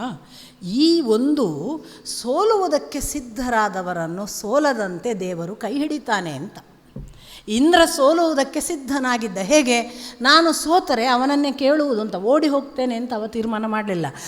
ಇವರೆಲ್ಲ ತಥಯೇವನೇವ ವ್ರತೆ ಆದ ಹಾಗೆ ಇವನು ಆಗುವವನಲ್ಲ ಅಂತ ಭಗವಂತನಿಗೆ ಗೊತ್ತಿತ್ತು ಅಂತ ವ್ಯಾಖ್ಯಾನಕಾರರು, ಉಳಿದವರಿಗಲ್ಲ. ಹಾಗಾಗಿ ಅವನು ಹೀಗೆ ತನ್ನ ಪಾಡಿಗೆ ತಸ್ಮಾತ್ ತಿರೋದಧೆ, ತಕ್ಷಣ ತಾನು ಕಾಣದಂತೆ ಆಗಿಬಿಟ್ಟ.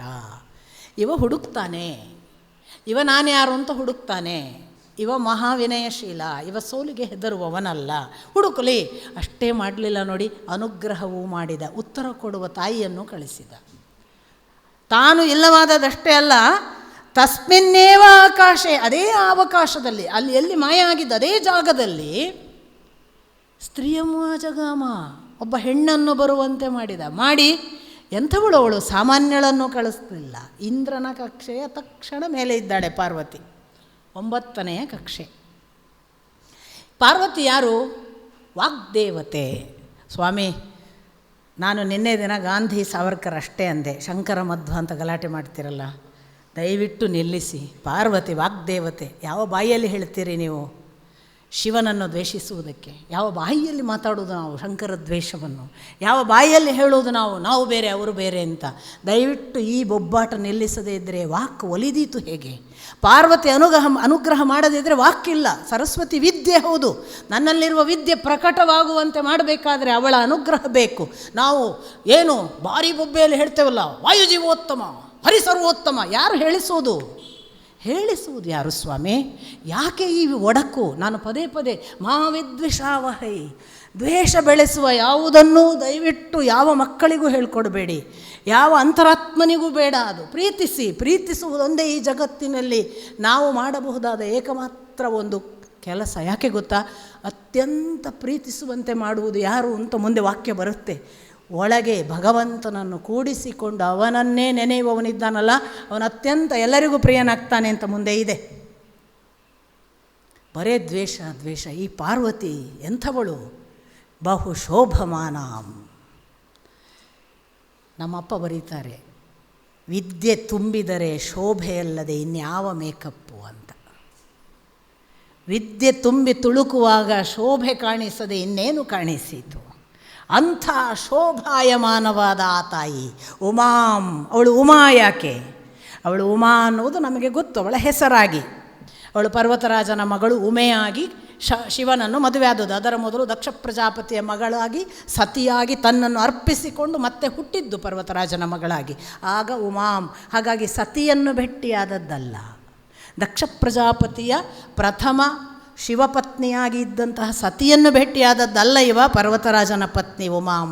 ಕಂಪ್ಲೀಟ್ ಆದ ಮೇಲೆ ಶಿವ ದಾಂಪತ್ಯ ಕಂಪ್ಲೀಟ್ ಆದದ್ದು ಉಮಾಳಿಂದ, ಸತಿಯಿಂದ ಇನ್ಕಂಪ್ಲೀಟ್. ಅದಕ್ಕೆ ಶಿವನ ಸಿಟ್ಟು ಅದೆಲ್ಲ ಭಾಳ ಸುಂದರವಾಗಿದೆ. ಜಗತ್ತಿನಲ್ಲಿ ದಾಂಪತ್ಯಕ್ಕೆ ಅಷ್ಟು ಅದ್ಭುತವಾದ ವಿವರಣೆಯೇ ಇಲ್ಲ, ನಿಮಗೆ ಯಾರಲ್ಲೂ ಸಿಗಲ್ಲ. ಏನು ಸಿಟ್ಟು ಅವನಿಗೆ, ತನ್ನ ಹೆಂಡತಿ ಬರುವವರೆಗೆ ಏನೆಲ್ಲ ಮಾಡಿದ್ದಾನೆ ಅಂದರೆ ಸೂರ್ಯ ನೆಲಕ್ಕೆ ಬಂದಿದೆ ಅಂತ ವಿವರಣೆ ಇದೆ. ಅಂದರೆ ಹಗಲು ರಾತ್ರಿ ಇಲ್ಲ ಮಾಡಿಬಿಟ್ಟಿದ್ದ ಅಂತ, ಅಷ್ಟು ಸಿಟ್ಟು. ಇರಲಿ, ಅಂಥ ಉಮಾ ಯಾಕೆ ಅಂತ ಮತ್ತೊಂದು ಅಪ್ಪನದೊಂದು ಉದಾಹರಣೆ. ಉಮಾ ಯಾಕೆ ಅಂದರೆ ಅವಳು ವಿದ್ಯೆಯನ್ನು ನಮ್ಮ ವಾಕ್ ಮೂಲಕ ಪ್ರಕಟಿಸುವವಳು. ಉಮಾ ಯಾಕೆ ಅಂದರೆ ಓಂಕಾರಕ್ಕೆ ಧ್ವನಿ. ಯಾಕೆ ಉಮಾ? ಉ ಅ ಮ 3 ಸೇರಿತಾನೆ. ನಮ್ಮ ಪ್ರಕಾರ ಅ ಉ ಮ ಓಂಕಾರ. ಅಕಾರ ಅಲ್ಲ ಅಂತ ಹೇಳೋದು, ನಾವೇನು ತಿಳಿದಿದ್ದೇವೋ ಅದಲ್ಲ. ಉಕಾರ ಉತ್ಕೃಷ್ಟ, ಉತ್ತಮ, ನಾವೇನು ತಿಳಿದಿದ್ದೇವೋ ಅದಕ್ಕಿಂತ ಉತ್ತಮ ಅಂತ. ಮಕಾರ ಜ್ಞಾನಮಯ ಅನ್ನುವುದನ್ನು ಹೇಳುವುದು. ಇವರು ಅಪ್ಪ ಹೇಳ್ತಾರೆ, ಉಮಾಳಲ್ಲಿ ಓಂಕಾರ ಹೇಗಿದೆ ಅಂದರೆ ಉತ್ಕೃಷ್ಟ ಜ್ಞಾನ ಅಲ್ಲ, 3 ಸೇರಿ ಉಮಾ ಆಗಿದೆ. ಅಲ್ಲ ಉಮಾ, ಯಾಕಂದರೆ ಅಕಾರ ಈಚೆ ಬಂದಿದೆ ಅಂತ.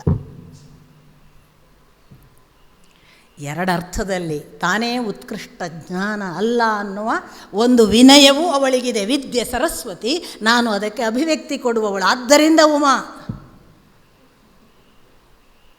ಅವರಿಗೆ ಎಷ್ಟು ಸೌಜನ್ಯ ಇದೆ. ನಾಲಾಯಕ ಪುಡುಕೋಸಿ ಯಾವ ದುಗ್ಗಾಣಿ ಕೆಲಸಕ್ಕೆ ಬಾರದ ನಮಗೆ ಎಷ್ಟು ಸೊಕ್ಕಪ್ಪ. ಆ ಶಿವ ಬೇರೆ, ಅವನು ಕಮ್ಮಿ, ವಿಷ್ಣು ದೊಡ್ಡ, ಯಾವ ನಾಲಾಯಕ್ಕುಗಳು ನಾವು. ಏನು ಅರ್ಹತೆ ಇದೆ ಅಂತ ನಾವು ಅವರಿಬ್ಬರನ್ನು ಹಾಗೆ ತುಚ್ಛವಾಗಿ ಕನಿಷ್ಠವಾಗಿ ಏನು ಯಾವ ಒಂದು ಅಂದರೆ ಎಲ್ಲಿ ಗೇಜಿಂಗಲ್ಲಿಟ್ಟರೂ ಕೂಡ ಆ ಪಾತಾಳದ ಅಧಪ್ಪತನದ ಆಚೆಗಿದ್ದೇವೆ ನಾವು. ಎಲ್ಲಿ ಅವರು, ಎಲ್ಲಿ ನಾವು, ಯಾಕೆ ಮಾತಾಡೋದು, ಯಾವ ದ್ವೇಷ ಬೆಳೆಸೋದು, ಯಾಕೆ ರಾಗದ್ವೇಷಕ್ಕೆ ನಾವು ಹುಡುಕೋದು ಏನೇನು ಸಿಗುತ್ತಾ ಅದು. ಶಂಕರದ್ವೇಷ, ದ್ವೇಷ, ಈ ಕಡೆ ಶಿವದ್ವೇಷ, ವಿಷ್ಣು, ಏನಕ್ಕೆ? ನಾವು ಬಂದಿದ್ದು 4 ದಿವಸ ಇರೋಕ್ಕೆ, ಸತ್ತು ಹೋಗ್ತೀವಿ. ಎಲ್ಲಿರ್ತೀವಿ ಕಾಯಮ್ಮಾಗಿ? ಇರೋ 4 ದಿವಸ ಚಂದ ಪ್ರೀತಿಯಲ್ಲಿ ಖುಷಿ ಕೊಟ್ಟು ನಗ್ನಗ್ತಾ ನಾಳೆ ಮತ್ತೊಮ್ಮೆ ಮೀಟ್ ಆಗಬೇಕು ಅನ್ನೋ ಆನಂದ ಕೊಡುವಷ್ಟು ಸಂತೋಷ ಕೊಟ್ಟು ಹೋಗೋದಕ್ಕಷ್ಟೇ ಬಂದಿರೋದು ನಾವು. ಬೇಡದ್ದೆಲ್ಲ ಮಾತಾಡಿ ಕೆಟ್ಟ ಯೋಚನೆಗಳನ್ನು ಹಾಕಿ ಯುದ್ಧಕ್ಕೆ ತಯಾರು ಮಾಡಿ ಸಿದ್ಧತೆಗಳಲ್ಲೆಲ್ಲ ಹಿಂಸೆಗಳನ್ನು ತುಂಬಿ ಪರಮದ್ವೇಷವನ್ನೇ ಚರಿತ್ರೆ ಮಾಡಿ ಯಾಕೆ ಹಾಳು ಮಾಡೋದು ಶಿವನನ್ನಾಗಲಿ ಶಂಕರರನ್ನಾಗಲಿ? ಯಾಕೆ? ಈ ಕಾಸ್ಮಿಕ್ಕಿಗೆ ಯಾರ್ಯಾರು ಬೇಕೋ ಅವರವರು ಬಂದು ತಮ್ಮ ಕೆಲಸ ಮಾಡಿ ಹೋಗಿದ್ದಾರೆ. ಅವರವ್ರ ಕೆಲಸ ಅವರವ್ರು ಮಾಡಿದ್ದಾರೆ. ಕಾಸ್ಮಿಕ್ಕಿಗೆ ಗೊತ್ತು ಅವರಿಗೆ ಪನಿಷ್ಮೆಂಟ್ ಮಾಡಬೇಕು, ಅವರಿಗೆ ರಿವಾರ್ಡ್ ಕೊಡಬೇಕು, ಮಾಡುತ್ತೆ ಅದು. ನಾವು ಯಾರು ಇಲ್ಲಿ ಕೂತ್ಕೊಂಡು ಎಲ್ಲ ಕ್ರಿಟಿಸೈಸ್ ಮಾಡಿ ಅದಕ್ಕೊಂದು ಇವ್ಯಾಲ್ಯೂಯೇಷನ್ ಮಾಡಿ ನಿಮ್ಮ ಪರೀಕ್ಷೆಯ ಮಾರ್ಕ್ಸನ್ನು ನೋಡ್ತಾರೆ ಯಾರು? ಆದರೂ ಮಾಡ್ತೀವಿ. ಇದನ್ನು ನೋಡಿ, ಉಮಾಂ ಅವಳು ಎಂಥ ಕಾರುಣ್ಯಮಯಿ. ಹೈಮವತೀಂ, ಅವಳು ಹಿಮವಂತನ ಮಗಳು. ಒಂದು ಹೈಮ ಅಂದರೆ ಇನ್ನೊಂದು ಶಬ್ದ ಶಿವ. ಅವಳು ಒಬ್ಬಳೇ ಬರಲಿಲ್ಲ ಅಂತ ಹೇಳೋದು ಅಪ್ಪ. ಶಿವನ ಸಹಿತ ಬಂದಿದ್ದಾಳೆ ಅಂತ. ಬರುವಾಗ ಇಂದ್ರನಿಗೆ ಕಾಣಿಸುವಾಗ ಅವಳು ವಿದ್ಯಾದೇವತೆಯ ಹಾಗೆ ವಾಗ್ದೇವತೆಯಾಗಿ ಬೆಳ್ಳಂಬೆಳಗುವ ಶೋಭೆಯ ವಿದ್ಯೆಯ ಎಲ್ಲ ತೇಜಸ್ಸಿನ ಸಹಿತ ಅವಳು ಬಂದು ಅಲ್ಲಿ ಬರಿಸಿದ್ದು ಅಂತಲೂ ಗೊತ್ತಾಗುತ್ತೆ ಅವನಿಗೆ, ಇಂದ್ರನಿಗೆ. ಇವಳು ಬಂದದ್ದಲ್ಲ, ಯಾರೋ ಬರಿಸಿದರು ಅಂತಲೂ ಗೊತ್ತಾಯ್ತಂತೆ. ಸಂಬೋಡಿ ಹ್ಯಾಸ್ ಹೀಗೆ ಸೆಂಟ್ ಅಂತ ನೋಡಿದಾಗ ಅವನಿಗೆ ಬಹಳ ಸಲಿಗೆ ಇಂದ್ರನಿಗೆ. ಇಂದ್ರ ಇಮಿಡಿಯೇಟ್ ಪಾರ್ವತಿಯ ಕೆಳಗೆ ಇದ್ದಾನೆ, ತುಂಬ ಸಲಿಗೆ. ಏನಮ್ಮ, ಯಾರವಳು? ಆ ಯಕ್ಷ ಯಾರು? ತಾಂ ಹೋವಾಚ ಕಿಮೇತದ್ಯಕ್ಷಮಿತಿ. ಅಮ್ಮ ಯಾರವಳು? ನಮಗೆ ವಾಕಿನ ಜೊತೆಗೆ ಅಂಥದ್ದೊಂದು ತಾದಾತ್ಮ್ಯ ಬಂದರೆ ಅವಳು ತಾಯಿಯೇ. ಅವಳಷ್ಟು ಒಳ್ಳೆಯ ಇನ್ನೊಬ್ಬ ತಾಯಿ ನಿಮಗೆ ಸಿಗಲಿಕ್ಕೆ ಸಾಧ್ಯ ಇಲ್ಲ. ನಮ್ಮಲ್ಲಿ ನುಡಿಸುವುದನ್ನು ಸುಂದರವಾಗಿ ನುಡಿಸುವ ಎಲ್ಲ ಹೊಣೆಯನ್ನು ಅವಳು ತಗೊಂಡು ಬಿಡ್ತಾಳೆ. ಉಪಕರಣ ಆಗ್ತೀವಿ ಅಂತ ಸಿದ್ಧ ಆಗಬೇಕು. ಎಷ್ಟು ಅನುಭವವಾಗಿ ಅದನ್ನು ಅನುಭವಿಸ್ಬೋದು ನಿಮಗೆ. ನಾವು ಎಣಿಸೇ ಇರುವುದಿಲ್ಲ ಏನು ಮಾತಾಡೋದು ಅಂತ, ಏನೂ ಒಂದು ಪಾಯಿಂಟ್ಸ್ ಮಾಡಿರೋದಿಲ್ಲ ನಾನು. ನನಗೆ ಅನಿಸುತ್ತೆ ಏನದು ಎಂಥ ಕಾರುಣ್ಯ ಅಂತ. ಆಗುತ್ತಲ್ಲ, ಆಗೋದು ಯಾಕಪ್ಪ? ಯಾಕೆ ಅಂದರೆ ಬಹುಶಃ ಆ ತಾಯಿಗೆ ಈ ಮಗು ಬೇಕು ಅನಿಸ್ಬೇಕಾಯನ, ಈ ಮಗುವಿಗೆ ಆ ತಾಯಿ ಇಲ್ಲದೆ ಆಗೋದಿಲ್ಲ ಅಂತ ಒಂದು ಅಂಥ ಸಮರ್ಪಣೆ ಬರಬೇಕಾಯನ. ಆಗುತ್ತೆ, ಯಾರಿಗೂ ಸಾಧ್ಯ. ಸಮರ್ಪಣೆ ಬೇಕು. ಅಂಥದ್ದೊಂದು ಆಯಿತು ನೋಡಿ. ಇಂದ್ರನಿಗೆ ಹೇಳಿಬಿಟ್ಲು. ಇದು ಒಂದು ಭಾಗ. ಇನ್ನೊಂದು ಏನು ಗೊತ್ತಾ? ಈ ಎಲ್ಲದರ ಒಡೆತನ ನಮ್ಮ ದೇಹದಲ್ಲಿ ಇಂದ್ರ. ಮನಸ್ಸಿರಲಿ ಮತ್ತೊಂದಿರಲಿ, ಪ್ರತಿಯೊಂದಕ್ಕೂ ಇಂದ್ರಿಯಗಳಿಗೆಲ್ಲಕ್ಕೂ ಇಂದ್ರ ದೇವತೆ. ಈ ಇಂದ್ರಿಯಗಳ ದೇವತೆ ಆದಂತಹ ಇಂದ್ರ ಒಂದು ವೇಳೆ ತನ್ನ ಇಂದ್ರಿಯಗಳನ್ನೆಲ್ಲ ಸರೆಂಡರ್ ಮಾಡಿ ತಾನು ಅವನಿಗೆ ಶರಣಾಗುವ ಸ್ಥಿತಿಗೆ ಬಂದರೆ ಅವನು ಕತ್ತಲ ಒಳಗೆ ಈ ಬೆಳಕನ್ನು ತೋರಿಸ್ತಾನೆ. ಇದು ನೀವು ಅಲ್ಲಿ ಹೊರಗೆ ಆಗಿದೆ ಅಂತ ಭಾವಿಸಬೇಕಾಗಿಲ್ಲ. ಯಾವನೋ ಒಬ್ಬ ತನ್ನ ಒಳಗೆ ಇದು ಯಾರು, ಇದನ್ನು ಹೇಗೆ ತಿಳಿಯುವುದು ಈ ಭಗವಂತನನ್ನು ಅಂದಾಗ ನಮ್ಮ ಒಳಗಿನ ಪ್ರಾಣಾಗ್ನಿ ಮೊದಲು ಹೋಗುತ್ತೆ ಅಂತ ಅಂದ್ಕೊಳ್ಳಿ. ಅವನನ್ನು ತಿಳಿಯಲಿಕ್ಕೆ ಸೋತು ಬಂತು. ಪ್ರಾಣಾಗ್ನಿ ಅಂದಾಗ ನಾನು ನಿನ್ನೆ ದಿನ ಹೇಳಿದೆ, ವಾಕ್ ಮುಖಾಂತರ ಅವನನ್ನು ತಿಳಿಯುವ ಪ್ರಯತ್ನ ಮಾಡಿತು, ಸೋತು ಬಂತು. ವಾಕ್ಯನಿಂದ ತಿಳಿಯಲಿಕ್ಕಾಗುವುದಿಲ್ಲ. ಯಥಾವಾಚೋ ನಿವರ್ತಂತೆ ಅಪ್ರಾಪ್ಯ ಮನಸಾ ಸಹ. ಎರಡನೇದ್ದು, ನಾವು ನಮ್ಮ ಪ್ರಾಣವನ್ನೇ ಕೊಟ್ಟು ನೋಡುವ ವಾಯು, ಅವನನ್ನು ಕೊಟ್ಟು ಆ ಭಗವಂತನನ್ನು ತಿಳಿಯಲಿಕ್ಕೆ ಸಾಧ್ಯವ ಅಂತ ಪ್ರಯತ್ನಿಸಿದೆವು ಅಂತ ಇಟ್ಕೊಳ್ಳೋಣ. ವಾಯುವಿಗೂ ಕಾಣಿಸದೆ ಹೋದ ಅಂತ. ಆಗ ನಮ್ಮ ಒಳಗಿನ ಇಂದ್ರಿಯಗಳ ಎಲ್ಲ ಅಧೀನವನ್ನು ಇಂದ್ರ ಬಿಟ್ಟು ಕೊಟ್ಟು ನೀನು ಇಂದ್ರಿಯಗಳ ಆಚೆಗೆ ಹೋಗು ಅಂತ ನಮ್ಮ ಒಳಗೊಂದು ಸ್ಥಿತಿ ಬಂದರೆ ಆಗ ಉಂಟಾಗುವ ಧ್ಯಾನಸ್ಥ ಸ್ಥಿತಿ ಉಂಟಲ್ಲ, ಅಲ್ಲಿ ನಮ್ಮ ಒಳಗೊಂದು ಸರೆಂಡರ್ ಬರುತ್ತೆ. ಸೋಲಿಗೆ ಸಿದ್ಧ ಆಗುವ ಸರೆಂಡರ್. ಏನು ಕಾಣ್ತದೋ ಅದನ್ನು ತೋರಿಸಪ್ಪ, ನೀನು ನನ್ನ ಮೇಲೆ ಕೃಪೆ ಮಾಡು, ನನಗೆ ನೀನು ಯಾಕೆ ಕಾಣುವುದಿಲ್ಲ? ನಾನು ವಾಕ್ಕಿನ ಮೂಲಕ ಪ್ರಯತ್ನಿಸಿದೆ, ನನ್ನ ಅಗ್ನಿಯನ್ನು ಕಳಿಸಿ, ನಾನು ನನ್ನ ಒಳಗಿನ ವಾಯುವನ್ನು ಕಳಿಸಿ ನೋಡಿದೆ, ನೀನು ನನಗೆ ಯಾಕೋ ಪ್ರಕಟವಾಗ್ತಿಲ್ಲ, ನಾನು ಸೋತು ಹೋಗಿದ್ದೇನೆ, ನನ್ನ ಕೈಯಲ್ಲಿ ಏನೂ ಆಗುವುದಿಲ್ಲ, ನಾನು ನಿನ್ನನ್ನು ನಂಬಿದ್ದೇನೆ, ನನಗೆ ನೀನು ಕಾಣಿಸಿಕೋ ಅಂತ ಅಂದರೆ ನಮ್ಮ ಒಳಗೊಂದು ವಿದ್ಯಾದೇವತೆ ಇದೆಯಲ್ಲ, ನಮ್ಮೊಳಗೆ ಇದೆ ಸರಸ್ವತಿ, ನಮ್ಮೊಳಗೆ ಇದೆ ಪಾರ್ವತಿ, ನಮ್ಮೊಳಗೆ ಶಿವನಿದ್ದಾನೆ. ಇದನ್ನೆಲ್ಲ ನಿಮಗೆ ಭಾಗವತದಲ್ಲಿ ಸ್ಪಷ್ಟವಾಗಿ ವಿವರಗಳಿವೆ. ಆ ತಾಯಿ ತಾನೇ ಈ ಮಗುವಿಗೆ ತಾನು ಪ್ರಕಟವಾಗಿ, ಪುಟ ನೀನೀಗ ಹೋದಿಯಲ್ಲ, ಅವನು ಯಾರು ಅಂತ ಅವನನ್ನು ನೋಡಬೇಕು ಅಂತ, ಅವನು ದೊಡ್ಡವನ ಮಗ, ನೀನು ಹಾಗೆ ಜಗಳಕ್ಕೆ ಹೋಗಬೇಡ ಅಂತ ಖಂಡಿತ ಹೇಳ್ತಾಳೆ. ಇದನ್ನು ಹೇಳ್ತಿದೆ ಈ ಉಪನಿಷತ್ತು. ನೀನು ನಿನ್ನೊಳಗೆ ಆ ತಾಯಿಯನ್ನು ಅನುಸಂಧಾನ ಮಾಡು, ಕಾಣ್ತಾಳೆ. ಆಗ ಆಯಿತು, ಅವಳು ಹೇಳಿದ್ಲು, ಸ ಬ್ರಹ್ಮೇತಿ ವಾಚ. ನಾನು ಅಲ್ಲಿಗೆ ಹೇಳಿದೆ, ಮುಗಿಸಿದೆ ಅಲ್ಲಿಗೆ. ಆಗ ಅವನಿಗೆ ಕೂಡಲೇ ತಿಳಿಯಿತು ಅಂತಲೂ ಹೇಳಿದೆ. ತಥೋ ಏವ ತತಃ ಏವ, ಅವನು ಕೂಡಲೇ ತಿಳಿದುಕೊಂಡ. ವಿಧಾಂಚಕಾರ ಸಾ ಬ್ರಹ್ಮೇತಿ, ಸಹ ಬ್ರಹ್ಮೇತಿ, ಅವನು ಬ್ರಹ್ಮ ಅನ್ನೋದನ್ನು ಇವನು ತಿಳಿದುಬಿಟ್ಟ ಇಮಿಡಿಯೇಟ್. ಅಂದರೆ ನಾನು ಯಾಕೆ ಇದನ್ನು ಇಮಿಡಿಯೇಟ್ ಅನ್ನೋದನ್ನು ಹ ಅಂತ ಅಲ್ಲಿ ಮತ್ತೆ ಹಾಕಿದ್ದಾರೆ. ಅವನಿಗೆ ಕೂಡಲೇ ತಿಳಿಯಿತು, ಆಗಬಹುದು ಅನ್ನುವ ವಿಸ್ಮಯಕ್ಕೆ ಹ.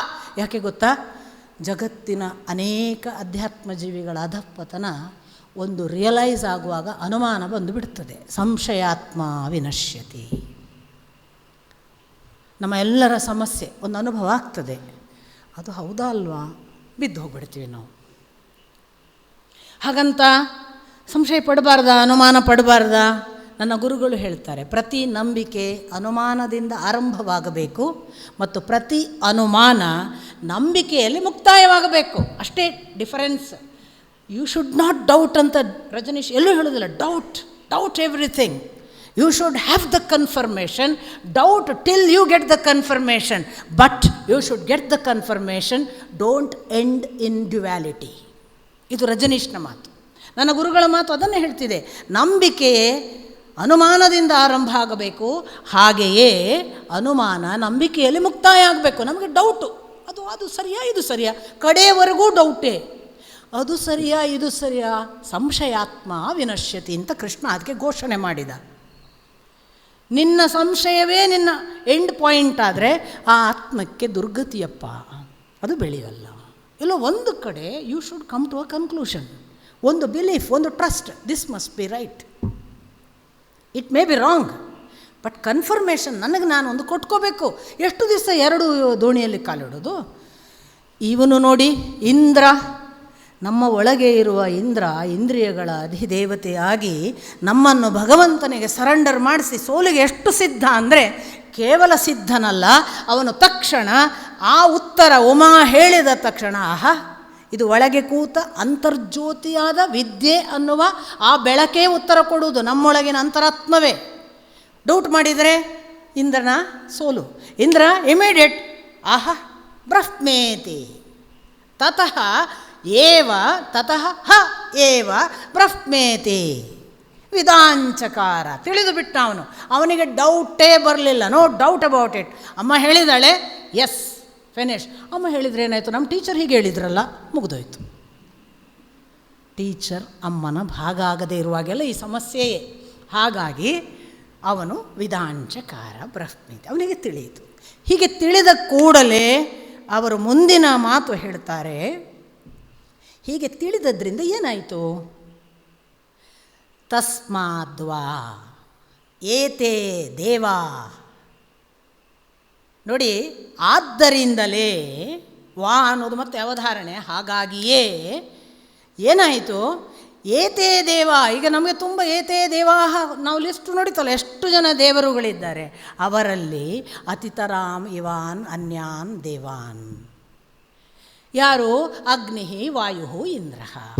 ಆದ್ದರಿಂದಲೇ ಅಗ್ನಿ, ವಾಯು ಮತ್ತು ಇಂದ್ರ ಈ 3 ಜನ ಅತಿತರಾಂ ಇವಾನ್ ಅನ್ಯಾನ್ ದೇವಾನ್, ಬೇರೆ ದೇವತೆಗಳಿಗಿಂತ ಇವರು ಹೆಚ್ಚಿನವರು ಅನ್ನಿಸಿಕೊಂಡರು.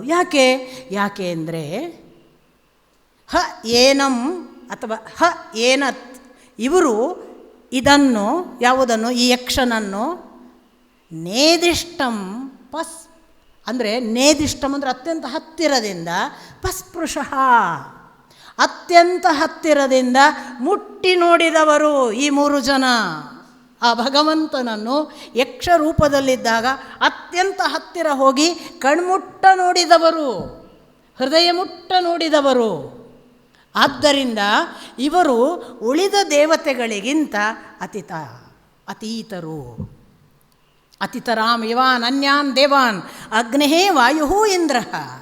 ಇವರು 3 ಜನ ಅವರಿಗಿಂತ ಹೆಚ್ಚಿನವರು. ಯಾಕೆ ಅಂದರೆ ಇವರು ಪಸ್ಪೃಶ ಅಷ್ಟೇ ಅಲ್ಲ, ಮತ್ತು ಪ್ರಥಮಃ ವೇದಾಂಚಕಾರ ಬ್ರಹ್ಮೇತಿ, ಇವರು ಪ್ರಥಮದಲ್ಲಿ ಇವನು ಬ್ರಹ್ಮ ಎಂದು ತಿಳಿದವರು. ಎಲ್ಲಿ ತಿಳಿದಿದ್ದಾರೆ? 3 ಜನ ಎಲ್ಲಿ ತಿಳಿದಿದ್ದಾರೆ? ಪ್ರಥಮಃ ವೇದಾಂಚಕಾರ. ತಕ್ಷಣ ನೆಕ್ಸ್ಟ್ ಮಂತ್ರದಲ್ಲಿ ಹೇಳ್ತಾರೆ, ತಸ್ಮಾದ್ವಾ ಇಂದ್ರೋ ಅತಿತರಾಂ ಇವಾನ್ ಅನ್ಯಾನ್ ದೇವ.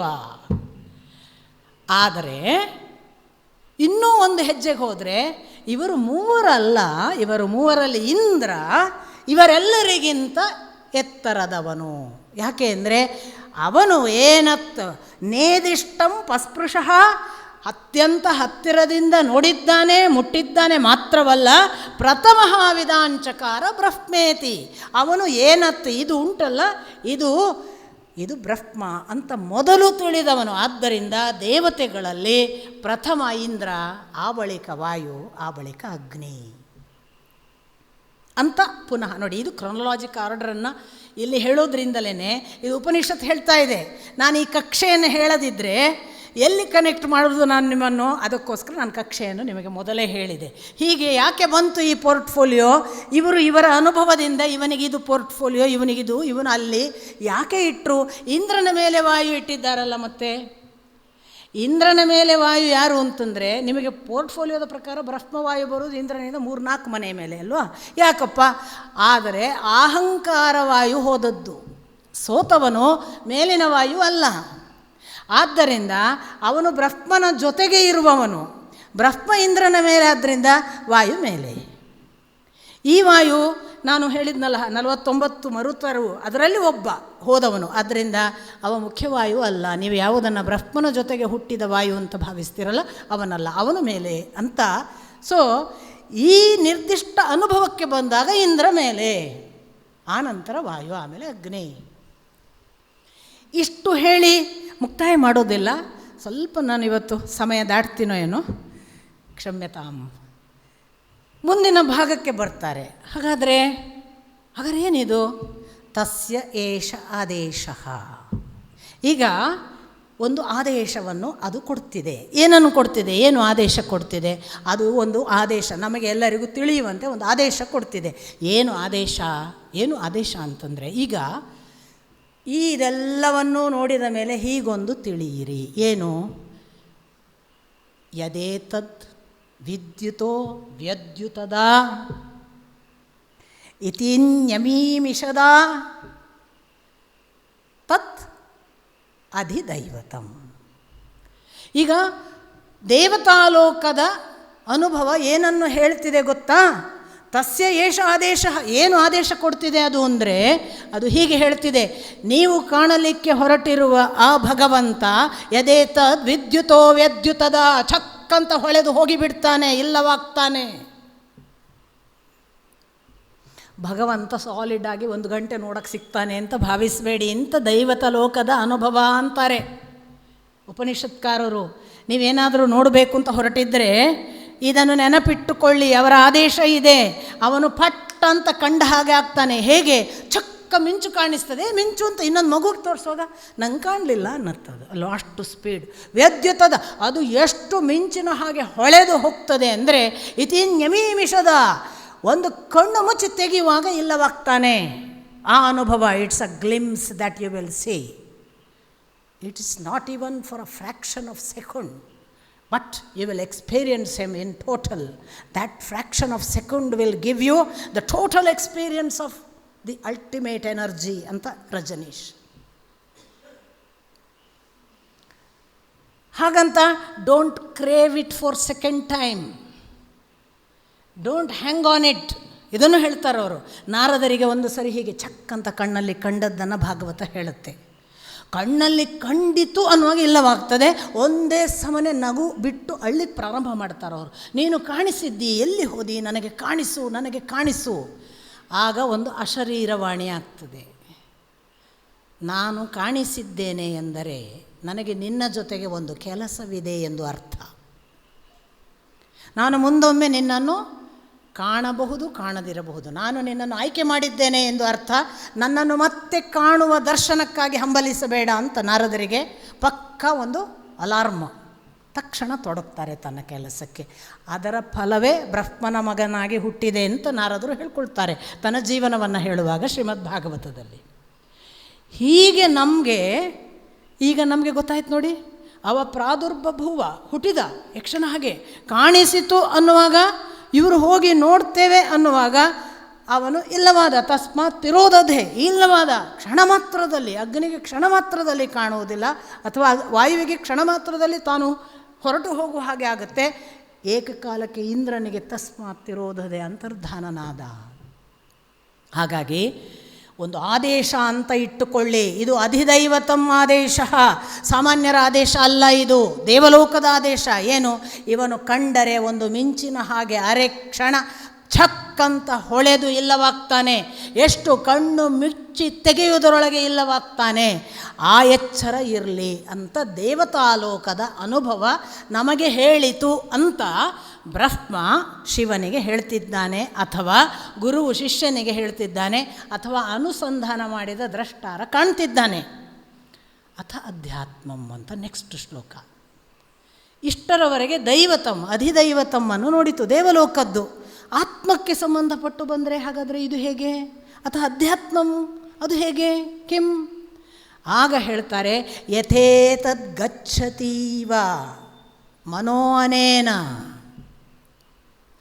ಈ ಮನಸ್ಸು ಕೆಲವೊಮ್ಮೆ ಹೋದ ಹಾಗೆ ಅನ್ನಿಸ್ತದೆ. ಗಚ್ಚತಿ ಇವ, ಹೋದಂತೆ. ಕೆಲವೊಮ್ಮೆ ಮನಸ್ಸು ನಮಗೆ ಗೊತ್ತೇ ಇಲ್ಲದೆ ಭಗವಂತನ ಕಡೆಗೆ ಹೋದಂತೆ ಅನ್ನಿಸ್ತದೆ ಅಲ್ವಾ?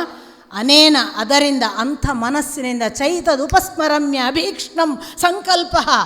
ಅಧ್ಯಾತ್ಮದ ಆತ್ಮಾನುಸಂಧಾನಕ್ಕೆ ಬಂದಾಗ ನಿಮಗೆ ಮಿಂಚಿನ ಹಾಗೆ ಅವನು ಕಾಣಿಸುವುದು, ಅವನ ಅನುಭವ ಅಲ್ಪ ಅಂತ ದೈವತಾಲೋಕದ ಅನುಭವ ಆಯಿತು.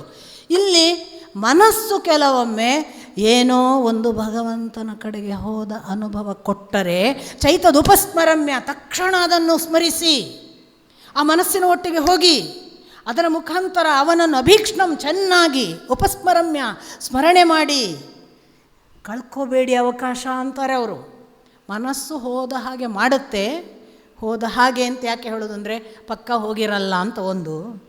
ಇನ್ನೊಂದು, ಅದು ಮನಸ್ಸು ಹೋದದ್ದಲ್ಲ, ಹೋಗುವ ಹಾಗೆ ಮಾಡುವವ ಬೇರೆ ಇದ್ದಾನೆ ಅಂತ ಸೂಚನೆ ಅಂತಾರೆ ದ್ರಷ್ಟಾರರು. ಹಾಗಾಗಿ ಅಪರೂಪಕ್ಕೆ ಎಲ್ಲಿ ಆದರೂ ನಿಮಗೆ ಕೂತಿದ್ದಲ್ಲಿ ಚಕ್ಕಂತ ಹೋದ ಹಾಗೆ ಮಾಡಿದರೆ ಡೋಂಟ್ ಡಿಲೇ, ಉಪಸ್ಮರಮ್ಯ, ತಕ್ಷಣ ಅಭೀಕ್ಷ್ಣಂ ಚೆನ್ನಾಗಿ ಸಂಕಲ್ಪ, ದೃಢ ಸಂಕಲ್ಪದ ಜೊತೆಗೆ ಅದರ ಜೊತೆಗೆ ಹೋಗಿ. ಬುದ್ಧನಿಗೆ ಒಂದು ರಾತ್ರೋರಾತ್ರಿ ತಕ್ಷಣ ಚಕ್ಕಂತ ಮನಸ್ಸು ಹೋಯಿತು. ಮಧ್ಯರಾತ್ರಿ 12 ಗಂಟೆ. ಅವನ ಮನಸ್ಸು ಹಾಗೆ ಹೋದದ್ದನ್ನು ಒಂದು ವೇಳೆ ಮಧ್ಯರಾತ್ರಿ ಆಗಿದೆ, 12 ಗಂಟೆ, ಹೆಂಡತಿ ಮಲ್ಕೊಂಡಿದ್ದಾಳೆ, ಮಗು ಉಂಟು, ಹೇಳದೆ ಅಂತ ಹೋಗೋದು, ನಾಳೆ ಹೋಗು ಅಂದರೆ ದೇವರಣೆ ಹೋಗ್ತಿರಲಿಲ್ಲ, ಹೋಗ್ತಾನೇ ಇರಲಿಲ್ಲ ಅವನು. 100% ನಿಮಗೆ ಗೊತ್ತಾಗ್ತದೆ. ನೀವು ಯಾಕೆ ನಗ್ತಿರಿದ್ರೆ ನಿಮಗೆ ಗೊತ್ತಾಗ್ತದೆ ಹೌದು ಹೋಗೋದಿಲ್ಲ ಅಂತ. ಯಾರಿಗೆ ಆ ಕ್ಷಣ ಉಪಸ್ಮರಮ್ಯ ಅಭೀಕ್ಷ್ಣ ಸಂಕಲ್ಪ ಹೊರಟೇ ಬಿಡಬೇಕು ಅನ್ನಿಸ್ತದಲ್ಲ, ಅವರಿಗೆ ಆಗ ಆಗ್ತದೆ. ತದ್ವನಂ ಉಪಾಸಿತವ್ಯಂ ಇತಿ.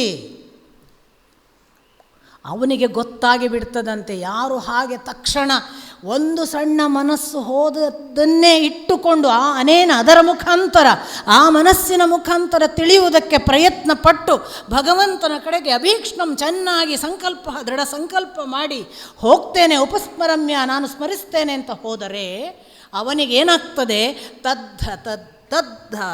ತದ್ವನಂ ಉಪಾಸಿತಂ, ಅವನಿಗೆ ತಕ್ಷಣ ಗೊತ್ತಾಗಿ ಬಿಡ್ತದಂತೆ. ಓಹ್ ತತ್ ವನಂ, ಅರೆ ಇದು ನಾನು ಅವನ ಕಾಡಿಗೆ ಬಂದಿದ್ದೇನೆ ಅಂತ ಪುನಃ ನೋಡಿ ಎಕ್ಸ್ಕ್ಲಮೇಟರಿ, ನಾನು ಕರೆಕ್ಟ್ ಈಗ ಅವನು ಅನ್ನುವ ನನಗೆ ಗೊತ್ತಿಲ್ಲದ ಗೊಂಡಾರಣ್ಯಕ್ಕೆ ಬಂದಿದ್ದೇನೆ.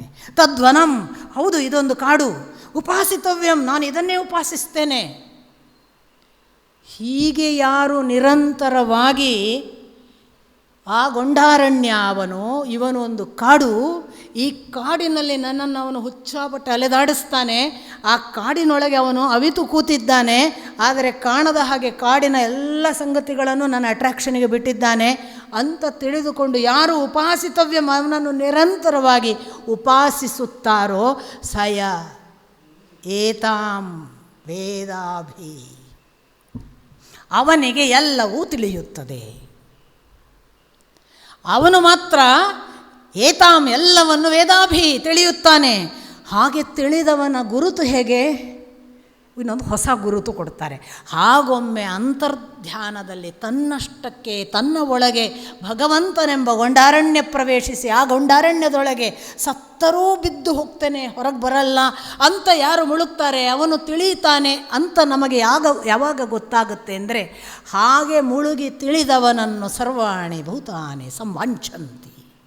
ಹಾಗೊಬ್ಬ ತಿಳಿದವನಿದ್ದರೆ ಅಂಥವನನ್ನು ಸರ್ವಾಣಿ ಭೂತಾನಿ, ಸಕಲ ಜೀವರಾಶಿಗಳು ನಮಗಿರಲಿ ಇವನು ಅಂತ ಸಂವಾಂಛಂತಿ, ಪ್ರೀತಿ ಮಾಡಲಿಕ್ಕೆ ಶುರು ಮಾಡ್ತವಂತೆ.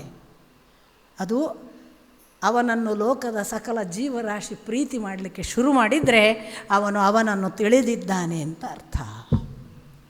ನೋಡಿ, ಅದಕ್ಕೆ ಅನೇಕ ಅವಧೂತರ ಹತ್ರ ಹೋಗಿ ನೀವು ಪ್ರತಿಯೊಬ್ಬರಿಗೂ ಅನಿಸೋದು ಅವ್ರು ನನ್ನನ್ನು ಭಾರಿ ಪ್ರೀತಿ ಮಾಡ್ತಾರೆ ಅಂತ ಅಲ್ವಾ? ಯಾಕಂದರೆ ಅವನು ಸರ್ವಾಣಿ ವೇದಾಭಿ, ಅವನು ಸರ್ವಂ, ಅವನಿಗೆ ಎಲ್ಲವೂ ತಿಳಿದಿದ್ದರಿಂದ ಎಲ್ಲವೂ ತಿಳಿದವನಿಗೆ ಏನಾಗ್ತದೆ? ಏನೂ ತಿಳಿದಿಲ್ಲದ ಒಂದು ಪ್ರೀತಿಯ ಪರಾಕಾಷ್ಠೆ ಬರ್ತದೆ. ಭಗವಂತನ ನಿಜ ಸ್ಥಿತಿ ಅದು. ಭಗವಂತ ಮಹಾಪ್ರೇಮಮಯಿ ಅಂತಲೇ ಅನಿಸೋದಲ್ವ ನಮಗೆ. ಯಾವತ್ತಾದರೂ ಅವನು ಭಯಂಕರ ಸಿಟ್ಟಲ್ಲಿ ನೋಡಿದಂತ ಅನಿಸೋದು ಭಾಳ ಅಪರೂಪ. ನಮ್ಮೊಳಗೆ ಭಾಳ ಸಿಟ್ಟಿರಬೇಕಷ್ಟೆ. ಅವನು ಎಷ್ಟು ಪ್ರೇಮಮಯಿ, ಅವನು ಕಾರುಣ್ಯಮಯ. ಯಾಕೆ? ಅವನು ಏನೂ ತಿಳಿಯದ ಮುಗ್ಧ ಆಕಾಶದ ಹಾಗೆ, ಯಾರು ಬಂದರೂ ಎದೆಗಪ್ಪಿಕೊಳ್ಳುವ, ಯಾರನ್ನು ಕಂಡರೂ ತನ್ನ ಮಗು ಅಂತ ಭಾವಿಸುವ ಪರಮ ಉನ್ನತ ಸ್ಥಿತಿ ಅಲ್ವಾ, ಅದನ್ನು ಪಡೀತಿ ನೀನು ಅಂತಾರೆ ಇವರು. ಏತಾಂ ವೇದಾಭಿ ಸರ್ವಾಣಿ ಭೂತಾನಿ ಸಂವಾಂಛಂತಿ, ಅವನು ಬೇಕು ನಮಗೆ, ಅವನು ನಮ್ಮ ಹತ್ರ ಇರಲಿ. ಅವರು ಅವಧೂತರನ್ನು ಬಿಟ್ಟು ಬರೋಕ್ಕೆ ಇಷ್ಟ ಆಗಲ್ಲ, ಅವ್ರು ಹೋಗಿಬಿಟ್ರು, ಅವ್ರು ನಮ್ಮನೆಯಲ್ಲೇ ಇರಬೇಕಿತ್ತು ಅಲ್ವಾ, ಅಪೇಕ್ಷೆ ಯಾಕೆ ಬರುತ್ತೆ? ಅವನು ಭಗವಂತನಿಗೆ ಹತ್ತಿರದವನಾದ್ದರಿಂದ ನಮ್ಮನ್ನೆಲ್ಲ ಪ್ರೀತಿಸ್ತಾನೆ ಅಂತ ಅನಿಸಿಬಿಡುತ್ತೆ. ಇಷ್ಟು ಹೇಳುವಾಗ ಉಪನಿಷದಂಭೋ ಬೃಹೇತ್ಯುಕ್ತಾತ, ಶಿವ ಹೇಳಿದನಂತೆ, ಅಲ್ಲ ನಾನು ನಿನಗೆ ಉಪನಿಷದನ್ನು ಹೇಳು ಅಂತ ಹೇಳಿದ್ದು, ನೀನು ಎಂಥದೋ ಹೇಳ್ತಿದ್ದಿ ಅಂತ ಅನ್ನಿಸ್ತದೆ ಪ್ರಶ್ನೆ ಕೇಳಿದ್ರಲ್ವಾ. ಭೋ ಅಯ್ಯ ಉಪನಿಷದಂ ಬ್ರೂಹಿ ಇತಿ ಉಕ್ತಾತ, ನಮಗೆ ಉಪನಿಷತ್ ಹೇಳು ಅಂತ ನಾನು ಕೇಳಿದ್ದು. ಉತ್ತರ ಕೊಟ್ಟನಂತೆ ಭಗವಂತ ಬ್ರಹ್ಮ. ಉಪನಿಷತ್ ಬ್ರಾಹ್ಮೀಂ ವಾವ, 2 ಸರಿ ವಾವ. ಉಪನಿಷತ್ ಬ್ರಾಹ್ಮೀಂ ವಾವ ಉಪನಿಷದಂ ಬ್ರೂಹಿ, ನಾನು ಉಪನಿಷದಮ್ಮ ಬ್ರೂಹಿ, ನಾನು ಉಪನಿಷದನ್ನೇ ಹೇಳಿದ್ದೇನೆ ನಿನಗಿಷ್ಟೊತ್ತು. ನೀನು ಉಪನಿಷತ್ತನ್ನು ಹೇಳು ಅಂತಿದ್ದೀಯಲ್ವಾ, ನಾನು ಉಪನಿಷತ್ತನ್ನೇ ಹೇಳಿದ್ದಪ್ಪ ಇಷ್ಟು ಹೊತ್ತು. ಅದು ಎಷ್ಟು? 2 ಸರಿ. ಬ್ರಾಹ್ಮಿ ಬ್ರಹ್ಮ ರಹಸ್ಯವನ್ನೂ ಹೇಳಿದ್ದೇನೆ ಉಪನಿಷತ್ತಿನದ್ದು. ಅಷ್ಟು ಮಾತ್ರ ಅಲ್ಲ, ಉಪನಿಷತ್ತನ್ನೂ ಹೇಳಿದ್ದೇನೆ. ಪ್ರಶ್ನೆ, ಶಿವ ಹೀಗೆ ಕೇಳದ? ರಾಮಾಯಣ ಕೇಳಿ ರಾಮ ಸೀತೆಗೆ ಏನಾಗಬೇಕು ಅಂತ ಕೇಳಿ ಹಾಗೆ ಉಂಟಲ್ಲ. ಉಪನಿಷತ್ತು ಹೇಳು ಅಂತಿದ್ದಾನೆ ಇಷ್ಟೆಲ್ಲ ಹೇಳಿದ್ಮೇಲೆ. ಎಷ್ಟು ಹೇಳಿದರೂ ಹೇಳಿದ ಹಾಗಲ್ಲ ಅಂತ ಶಿವ ಸೂಚಿಸ್ತಿದ್ದಾನೆ. ಇಷ್ಟೆಲ್ಲ ಹೇಳಿದಾಗಲೂ ಬ್ರಹ್ಮನಿಗೆ ಶಿವ ಸೂಚಿಸ್ತಿದ್ದಾನೆ, ನೀನು ನಿಜ ರಹಸ್ಯ ಹೇಳಲಿಲ್ಲ. ನನಗೆ ಗೊತ್ತಾಗಲಿಲ್ಲ ಅಂತ ಶಿವ ಯಾಕೆ ಹೇಳ್ತಾನೆ ಅಂದರೆ ನಮಗೋಸ್ಕರ, ಅವನಿಗೆ ತಿಳಿದಿದೆ, ಅವನ ಕಾರುಣ್ಯ ನಮಗೆ ತಿಳಿಸುವುದಕ್ಕೋಸ್ಕರ. ಇಲ್ಲಪ್ಪ, ನೀನು ಉಪನಿಷತ್ತನ್ನು ಹೇಳು ಅಂದರೆ ಉಪನಿಷತ್ ಬಿಟ್ಟು ಉಳಿದದ್ದು ಹೇಳ್ತಾ ಇದ್ದೀಯಾ, ಉಪನಿಷತ್ತನ್ನು ಹೇಳು. ನಾನು ಉಪನಿಷತ್ ಬ್ರಹ್ಮ ರಹಸ್ಯವನ್ನು ಹೇಳಿದ್ದೇನಪ್ಪ, ಉಪನಿಷತ್ತನ್ನು ನಿನಗೆ ಅಷ್ಟು ಹೇಳಿದೆ ಅಂತ ರಿಪೀಟ್ ಮಾಡ್ತಾನೆ. ಗುರುವು ಕೂಡ ತನಗೆ ಗೊತ್ತೇ ಇಲ್ಲದ ಹಾಗೆ. ಯಾಕೆ ಅಂದರೆ ನಮ್ಮಲ್ಲಿ ಮತ್ತೆ ಮತ್ತೆ ಎಚ್ಚರ ಮೂಡಲಿ ಅಂತ. ಹೌದಾ, ಉಪನಿಷತ್ ಹೇಳಿದ್ನಾ, ಕೇಳಿದ್ವಾ, ನಮ್ಗೆ ಅರ್ಥ ಆಯ್ತಾ, ನಮ್ಗೆ ಗೊತ್ತಾಯ್ತಾ? ಇನ್ನೂ ರಹಸ್ಯ ಹೇಳು ಅಂತ ಸೂಚಿಸ್ತಿದ್ದಾನೆ ಈ ಶಿಷ್ಯ ಅಂತಲೂ ಗೊತ್ತಾಯಿತು ಬ್ರಹ್ಮನಿಗೆ. ತಸ್ಯ, ಆಗ ಅವನು ಹೇಳಿದಂತೆ, ಅದು ತಪೋ ದಮಃ ಕರ್ಮೇತಿ ಪ್ರತಿಷ್ಠಾ. ತಸ್ಯೈ, ಅದು ಅಥವಾ ಅದಕ್ಕೆ ಅಂತ ಅರ್ಥ. ತಸ್ಯೈ, ಅದು ನಾವು ವಾಕ್ಯ ಅನ್ವಯಾರ್ಥ ಮಾಡುವಾಗ ಅದು ತಪೋ ತಪಃ ದಮಃ ಕರ್ಮೇತಿ ಪ್ರತಿಷ್ಠಾ. ನೀನು ಕೇಳ್ತಾ ಇದ್ದೀಯಲ್ವಾ ಉಪನಿಷತ್ತಿನ ರಹಸ್ಯ ಯಾವುದು ಅಂತ. ಆ ರಹಸ್ಯ ತಪಸ್ಸಿನಲ್ಲಿ, ದಮದಲ್ಲಿ ಮತ್ತು ಕರ್ಮದಲ್ಲಿ ಪ್ರತಿಷ್ಠಿತವಾಗಿದೆ. ಹೌದಾ? ಯಾವುದು ತಪಸ್ಸು? ನೋಡಿ, ತಪಸ್ಸು ಕಾಯ ವಾಚ ಮನಸ್ಸ. ಇದನ್ನು ಭಗವದ್ಗೀತೆ ಕೃಷ್ಣ ಹೇಳ್ತಾನೆ. ಕಾಯ ವಾಚ ಮನಸ್ಸ ಇದ್ದರೆ ಅದು ತಪಸ್ಸು.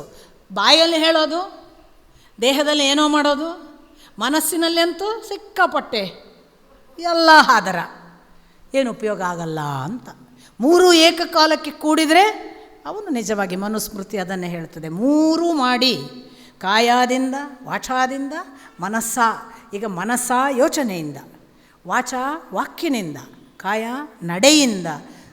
ಆದರೆ ಕೊನೆಯವನು ಇನ್ನೂ ಶ್ರೇಷ್ಠ ಅಂತ. ಮನಸ್ಸಿನಿಂದ ಯೋಚಿಸುವವನು ಪ್ರಥಮ, ವಾಕ್ಯನಿಂದ ಹೇಳುವವನು ಎರಡನೆಯವ, ಅದನ್ನು ನಡೆದು ತೋರಿಸುವ ಮೂರನೆಯವ ಶ್ರೇಷ್ಠ ಅಂತಾನೆ ಮನುಸ್ಮೃತಿಯಲ್ಲಿ. ತಪಸ್ಸು ಮೂರು ವಿಧ. ಇದನ್ನು ಭಗವದ್ಗೀತೆಯಲ್ಲಿ ಕೃಷ್ಣ ಹೇಳುವಾಗ ಕಾಯಿಕ ತಪಸ್ಸು ಯಾವುದು? ದೊಡ್ಡವರಿದ್ದಾರೆ, ಹೋಗು, ಬೆನ್ನು ಹತ್ತು, ಹುಡುಕಿಕೊಂಡು ಹೋಗು, ಅವರ ಹತ್ರ ಪಾದದ ಬುಡದಲ್ಲಿ ಕೂತ್ಕೋ. ನಿನಗೆ ತಿಳಿಲಿಲ್ಲ ಅವ್ರು ಹೇಳಿದ್ದು, ತೊಂದರೆ ಇಲ್ಲ, ಪಾದ ಸೇವೆ ಮಾಡು. ಅವರಿಗೇನು ಬೇಕು? ರಾತ್ರಿಗೆ ಮಲಗಿಸ್ಲಿಕ್ಕೆ ವ್ಯವಸ್ಥೆ ಬೇಕಾ? ಕುಡಿಲಿಕ್ಕೆ ನೀರು ಬೇಕಾ? ಅಡುಗೆಗೆ ಸಹಾಯ ಬೇಕಾ? ಕಾಯಿಕ ತಪಸ್ಸು ಮಾಡು, ಅವರ ಜೊತೆಗೆ ಕಳಿ. ಸೇವೆ ನಿನ್ನನ್ನು ಉದ್ಧರಿಸ್ತದೆ.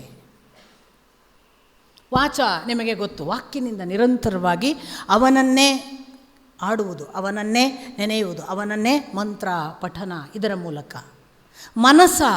ಮನಸ್ಸಿನಲ್ಲಿ ಮನನ ಮಾಡ್ತಾ ಇರುವುದು ಅವನನ್ನೇ, ಬೇರೆ ಯೋಚನೆಗಳು ಬಾರದ ಹಾಗೆ, ಅವನಲ್ಲದೆ ಇನ್ನೊಂದು ಬಂದ ಕೂಡಲೇ ಅವನಿಗೆ ತರುವ ಹಾಗೆ. ಅದು ಈ ಮೂರು ಮಾಡು ಅಂತ. ನೋಡಿ, ಉಪನಿಷತ್ತನ್ನು ತಿಳಿಯಬೇಕಾದರೆ ತಪಸ್ಸು ಬೇಕಪ್ಪ. ಅದು ಕಾಯಿಕ, ವಾಚಿಕ, ಮಾನಸಿಕ ಅಂತ ಒಂದು ಹೇಳಿದು, ಬ್ರಹ್ಮ ಸೂಚನೆ ಕೊಟ್ಟ. ಎರಡನೇದ್ದು ದಮಃ. ತಪಸ್ಸು ಮಾಡ್ತಾ ಇರುವಾಗ ಕ್ರೋಧ ಇತ್ತು, ಯಾವುದೋ ಇನ್ಯಾವುದೋ ಬೇಡವಾದ ಕಾಮ ಇತ್ತು, ಮತ್ಯಾವುದೋ ಲೋಭ ಇತ್ತು. ಅದನ್ನು ದಮಿಸಲಿಕ್ಕೆ ಆಗಲಿದ್ದ ಅಂತಾದರೆ ಬಾಯಲ್ಲಿ ಮಾತಾಡ್ತಿರಬಹುದು, ದೇಹದಲ್ಲಿ ತಪಸ್ಸಿನ ಭಾಗವಾಗಿ ಹಿರಿಯರ ಸೇವೆ ಮಾಡ್ತಿರಬಹುದು, ಮನಸ್ಸಿನಲ್ಲೂ ಅವನ ಯೋಚನೆ ಮಾಡಬೇಕು ಅಂತ ಒದ್ದಾಡ್ತಿರಬಹುದು. ಆದರೆ ಕಾಮ, ಕ್ರೋಧ, ಲೋಭ, ಅರಿಷಡ್ವೈರಿಗಳನ್ನು ದಾಟಲಿಕ್ಕಾಗಲಿಲ್ಲ. ಆಗ ಕಾಮ ಏಷ, ಕ್ರೋಧ ಏಷ, ತ್ರಿವಿಧಂ ನರಕಸ್ಯ ಇದಂ ದ್ವಾರಂ, ಕೃಷ್ಣ ಭಗವದ್ಗೀತೆಯಲ್ಲಿ. ಹಾಗಾಗಿ ಈ ಮೂರು ವಿಧದ ನರಕಗಳಿವೆಯಪ್ಪ. ಅದು ಯಾವುದು? ಅದನ್ನೇ ನೀನು ದಮಿಸದೇ ಇದ್ದರೆ ನೀನು ನರಕಕ್ಕೆ. ತುಂಬ ಚಂದ ಆಯಿತು. ಒಳ್ಳೆ ದಮದಿಂದಲೂ ನಾನು ದಮಿಸಿದ್ದೇನೆ, ನನ್ನ ಅರಿಷಡ್ವೈರಿಗಳನ್ನು ಕೂಡ ದಮಿಸಿ ನನ್ನನ್ನು ಪರಿವರ್ತಿಸಿಕೊಳ್ಳೋದು. ಅದನ್ನೆಲ್ಲ ನಮ್ಮ ವಿರೋಧಿಗಳನ್ನಾಗಿ ಮಾಡಿಕೊಳ್ಳೋದಲ್ಲ, ದಯವಿಟ್ಟು ತಪ್ಪು ತಿಳ್ಕೊಬೇಡಿ. ಕಾಮವನ್ನು ಪರಿವರ್ತಿಸುವುದು. ನಾನು ಪ್ರತಿಮಾ ಬೇಡಿಯ ಕತೆ ಹೇಳಿದೆ. ಪರಿವರ್ತಿಸಿದಾಗ ತಾಯಿ ಆಗಕ್ಕೆ ಸಾಧ್ಯ. ಒಂದು ಹುಡುಗನೊಟ್ಟಿಗೆ ಮಲಗುವಾಗ ಹೆಣ್ಣು ಮಾತ್ರ, ಅದು ಕಾಮ. ಈ ಹೆಣ್ಣು ನಾನಲ್ಲ, ನಾನು ನಿನ್ನನ್ನು ಹೆತ್ತ ಮಗು ಅಂತ ಕಾಮವನ್ನು ಪರಿವರ್ತಿಸಿದರೆ ತಾಯಿ. ಪ್ರತಿ ಗಂಡು ಆಗ ಮಗುವಿನ ಹಾಗೆ ಕಾಣ್ತಾನೆ, ಮುದ್ದಾಡುವ ಕಾಣ್ತದೆ. ಅಪ್ಪ ಹಿಡಿದಾಗ ಬೇರೆ ಭಾವ ಬರೋದಿಲ್ಲ. ಪಾಪ ಈ ಮಗುವಿಗೆ ನನ್ನ ಹೃದಯ ಇನ್ನೊಂದು ಕಾಣದೇ ಇಲ್ವಲ್ಲ, ದೇಹದ ಯಾವುದೋ ಮೊಲೆಯೋ ಮತ್ತೊಂದನ್ನು ನೋಡುತ್ತಲ್ಲ ಅಂತ ಭಾವನೆ ಬರುತ್ತೆ ಆ ಮಗುವನ್ನು ಅಪ್ಪಿಕೊಳ್ಳುವಾಗ. ಇದು ಕಾಮವನ್ನು ಪರಿವರ್ತಿಸುವುದು. ಕ್ರೋಧವನ್ನು ಹೀಗೆ ಪರಿವರ್ತಿಸಬೇಕು. ಯಾವ ಕ್ರೋಧ? ಏನು ನಮ್ಮನ್ನು ನಾಶ ಮಾಡ್ತದೆ ಅದನ್ನು ನಾಶ ಮಾಡದಂತೆ ಪರಿವರ್ತಿಸಿ ಅದನ್ನು ಒಳಿತಿನ ಕಡೆಗೆ ಸಿಟ್ಟು ಬರುವ ಹಾಗೆ ಮಾಡಬೇಕು. ಒಳಿತಿನ ಸಿಟ್ಟು ಯಾವುದು? ನನ್ನಲ್ಲಿರುವ ದುಷ್ಟ ಸಂಗತಿಗಳನ್ನು ಕೊಲ್ಲುವುದಕ್ಕೆ ಆಕ್ರೋಧ ಬಳಸಬೇಕು. ಹೀಗೆ ಪರಿವರ್ತನೆಯನ್ನು ಮಾಡಿದರೆ ಆಗ ದಮಃ. ಇನ್ನು ಕರ್ಮೇತಿ ಪ್ರತಿಷ್ಠಾ, ಇಷ್ಟೆಲ್ಲ ಆಗಿಯೂ ಕರ್ಮದಲ್ಲಿಯೇ ಅದನ್ನು ಪಾಲಿಸದಿದ್ದರೆ, ಪ್ರತಿ ಕ್ರಿಯೆಗಳಲ್ಲಿ ನಮ್ಮ ಸ್ವಭಾವಕ್ಕನುಗುಣವಾಗಿ ನಮ್ಮ ಧರ್ಮ ಸ್ವಭಾವ ಕರ್ಮಗಳಿವೆ. ವರ್ಣಕ್ಕನುಗುಣವಾಗಿ ಕರ್ಮ ಧರ್ಮ ಅಂತ ಕೃಷ್ಣ ವರ್ಣಕ್ಕನುಗುಣವಾಗಿ ವೃತ್ತಿಗಳನ್ನು ಹೇಳಿದ್ದಾನೆ. ನಾವು ಅದನ್ನು ಮಾಡದೇ ಇದ್ದರೆ ಅದು ಕೂಡ ನಿಮ್ಮ ನಡೆಯನ್ನು ನಿಲ್ಲಿಸ್ತದೆ ಅಂತ ಇಲ್ಲಿ ದ್ರಷ್ಟಾರರು ಅಥವಾ ಋಷಿಗಳು ಸೂಚನೆ ಕೊಡ್ತಿದ್ದಾರೆ.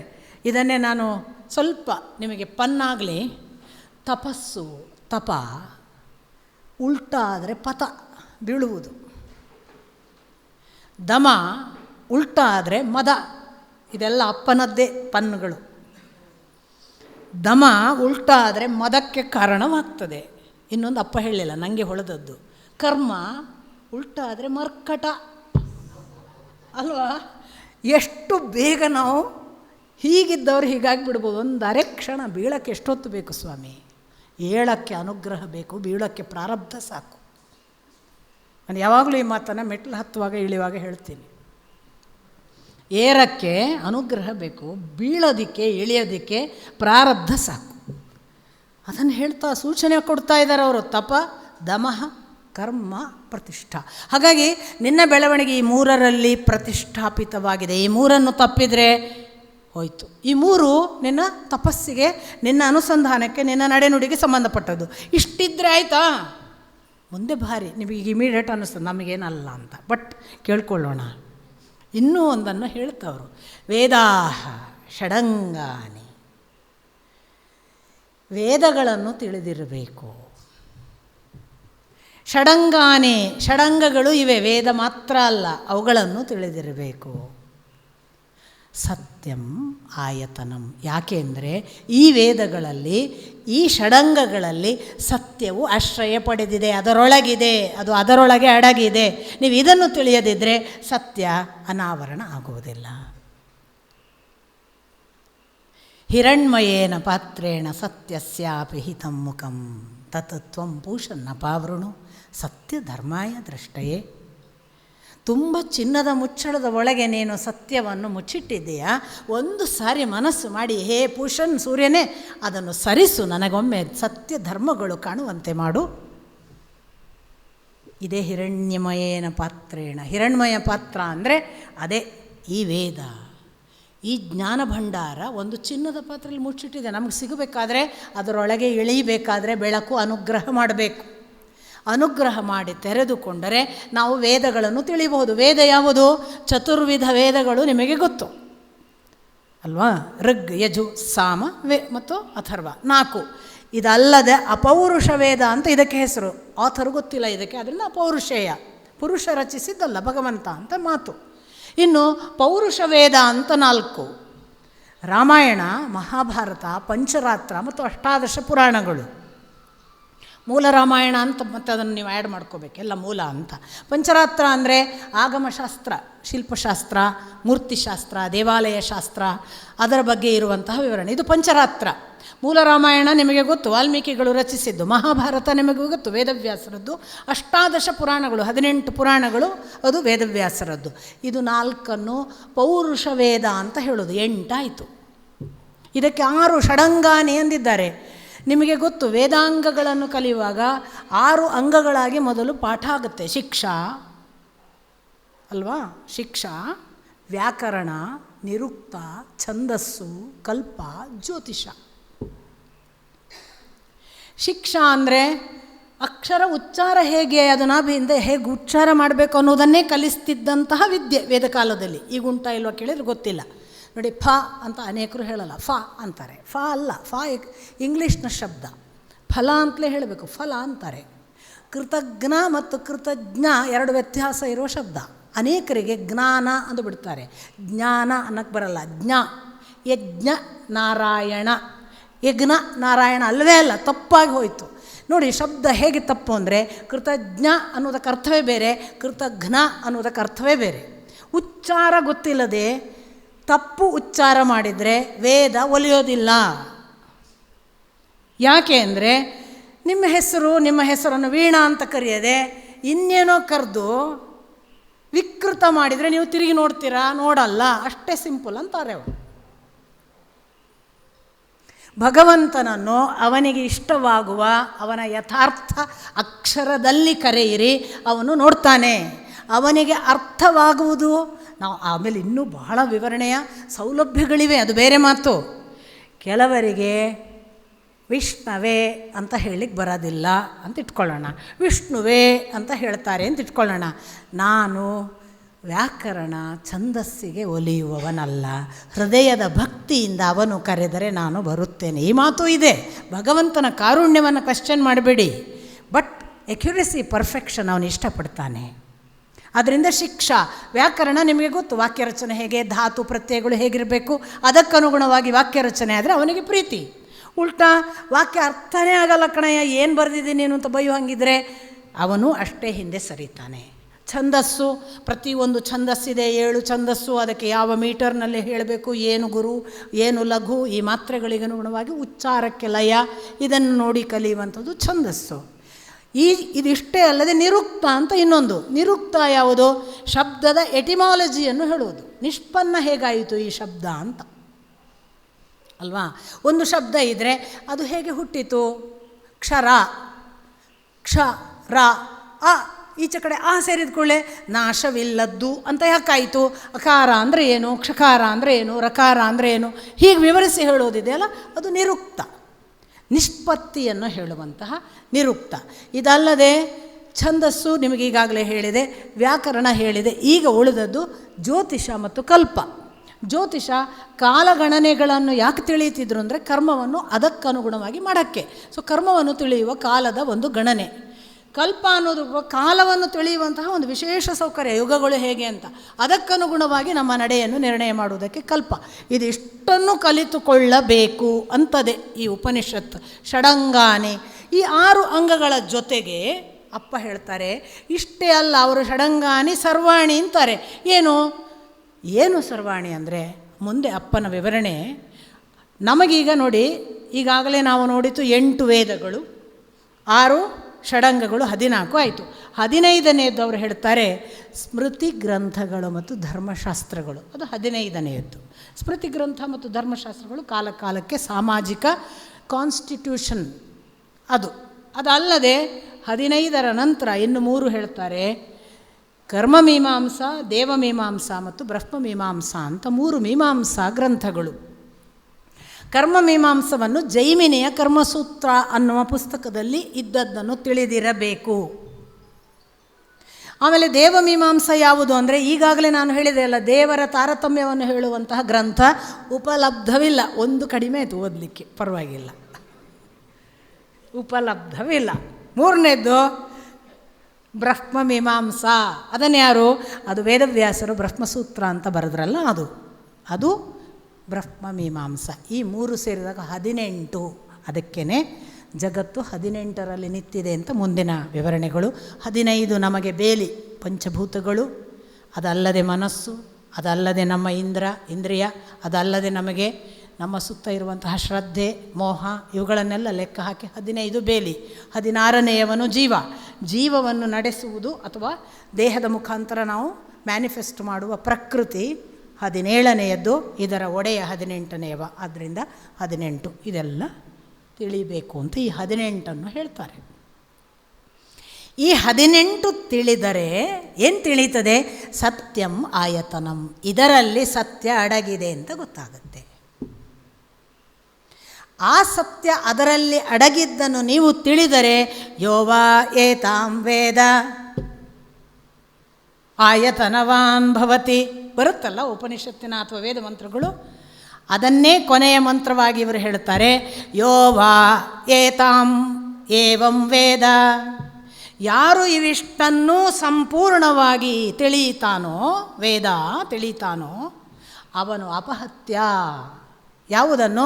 ಪಾಪ್ಮಾನಂ ಅನಂತಂ, ಅವನ ಎಲ್ಲ ಪಾಪಗಳನ್ನು ಕಳೆದುಕೊಳ್ಳುತ್ತಾನೆ. ಎಷ್ಟು ಪಾಪ ಮಾಡಿದ್ರೂ ಕೂಡ ಈ ಇಷ್ಟನ್ನು ಅವನು ತಿಳಿದುಕೊಂಡು ಸತ್ಯದ ಜೊತೆಗೆ ಅನುಸಂಧಾನ ಮಾಡಿದ್ದರ ಫಲವಾಗಿ ಅವನಷ್ಟೂ ಪಾಪಗಳನ್ನು ಕಳಕೊಂಡು ಮುಂದೇನಾಗ್ತಾನೆ, ಅವನು ಸ್ವರ್ಗಲೋಕೆ ಜೇಯೇ ಪ್ರತಿಷ್ಠತಿ. ಅವನು ಈ ಲೋಕದ ಆಚೆಗೆ ಸ್ವರ್ಗಲೋಕದಲ್ಲಿ ಜೇಯೇ ಎಲ್ಲಕ್ಕಿಂತಲೂ ಶ್ರೇಷ್ಠವಾದ ಅಂತ ಒಂದು ಅರ್ಥ, ಎಲ್ಲಕ್ಕಿಂತಲೂ ಮೇಲಿನ ಅಂತ ಇನ್ನೊಂದು ಅರ್ಥ, ಅಥವಾ ಇವೆಲ್ಲವುಗಳನ್ನು ಪಾಪ್ಮಾನಂ ಅನಂತೆ ಅವುಗಳನ್ನು ಗೆದ್ದು ಸ್ವರ್ಗಲೋಕೆ ಪ್ರತಿಷ್ಠತಿ ಸ್ವರ್ಗಲೋಕದಲ್ಲಿ ಅವನು ಪ್ರತಿಷ್ಠಿತನಾಗುತ್ತಾನೆ. ಅವನಿಗೆ ಈ ಲೋಕದ ಬಾಧೆಗಳು ಇಲ್ಲವಾಗ್ತವೆ. ಆ ಲೋಕಕ್ಕೆ ಹೋದ್ಮೇಲೆ ಆ ಬ್ರಹ್ಮ ಭುವನ ಲೋಕ, ಭಗವದ್ಗೀತೆ ಕೃಷ್ಣನದ್ದೇ ಮಾತು, ಪುನರಾವರ್ತಿನೋ ಅರ್ಜುನ.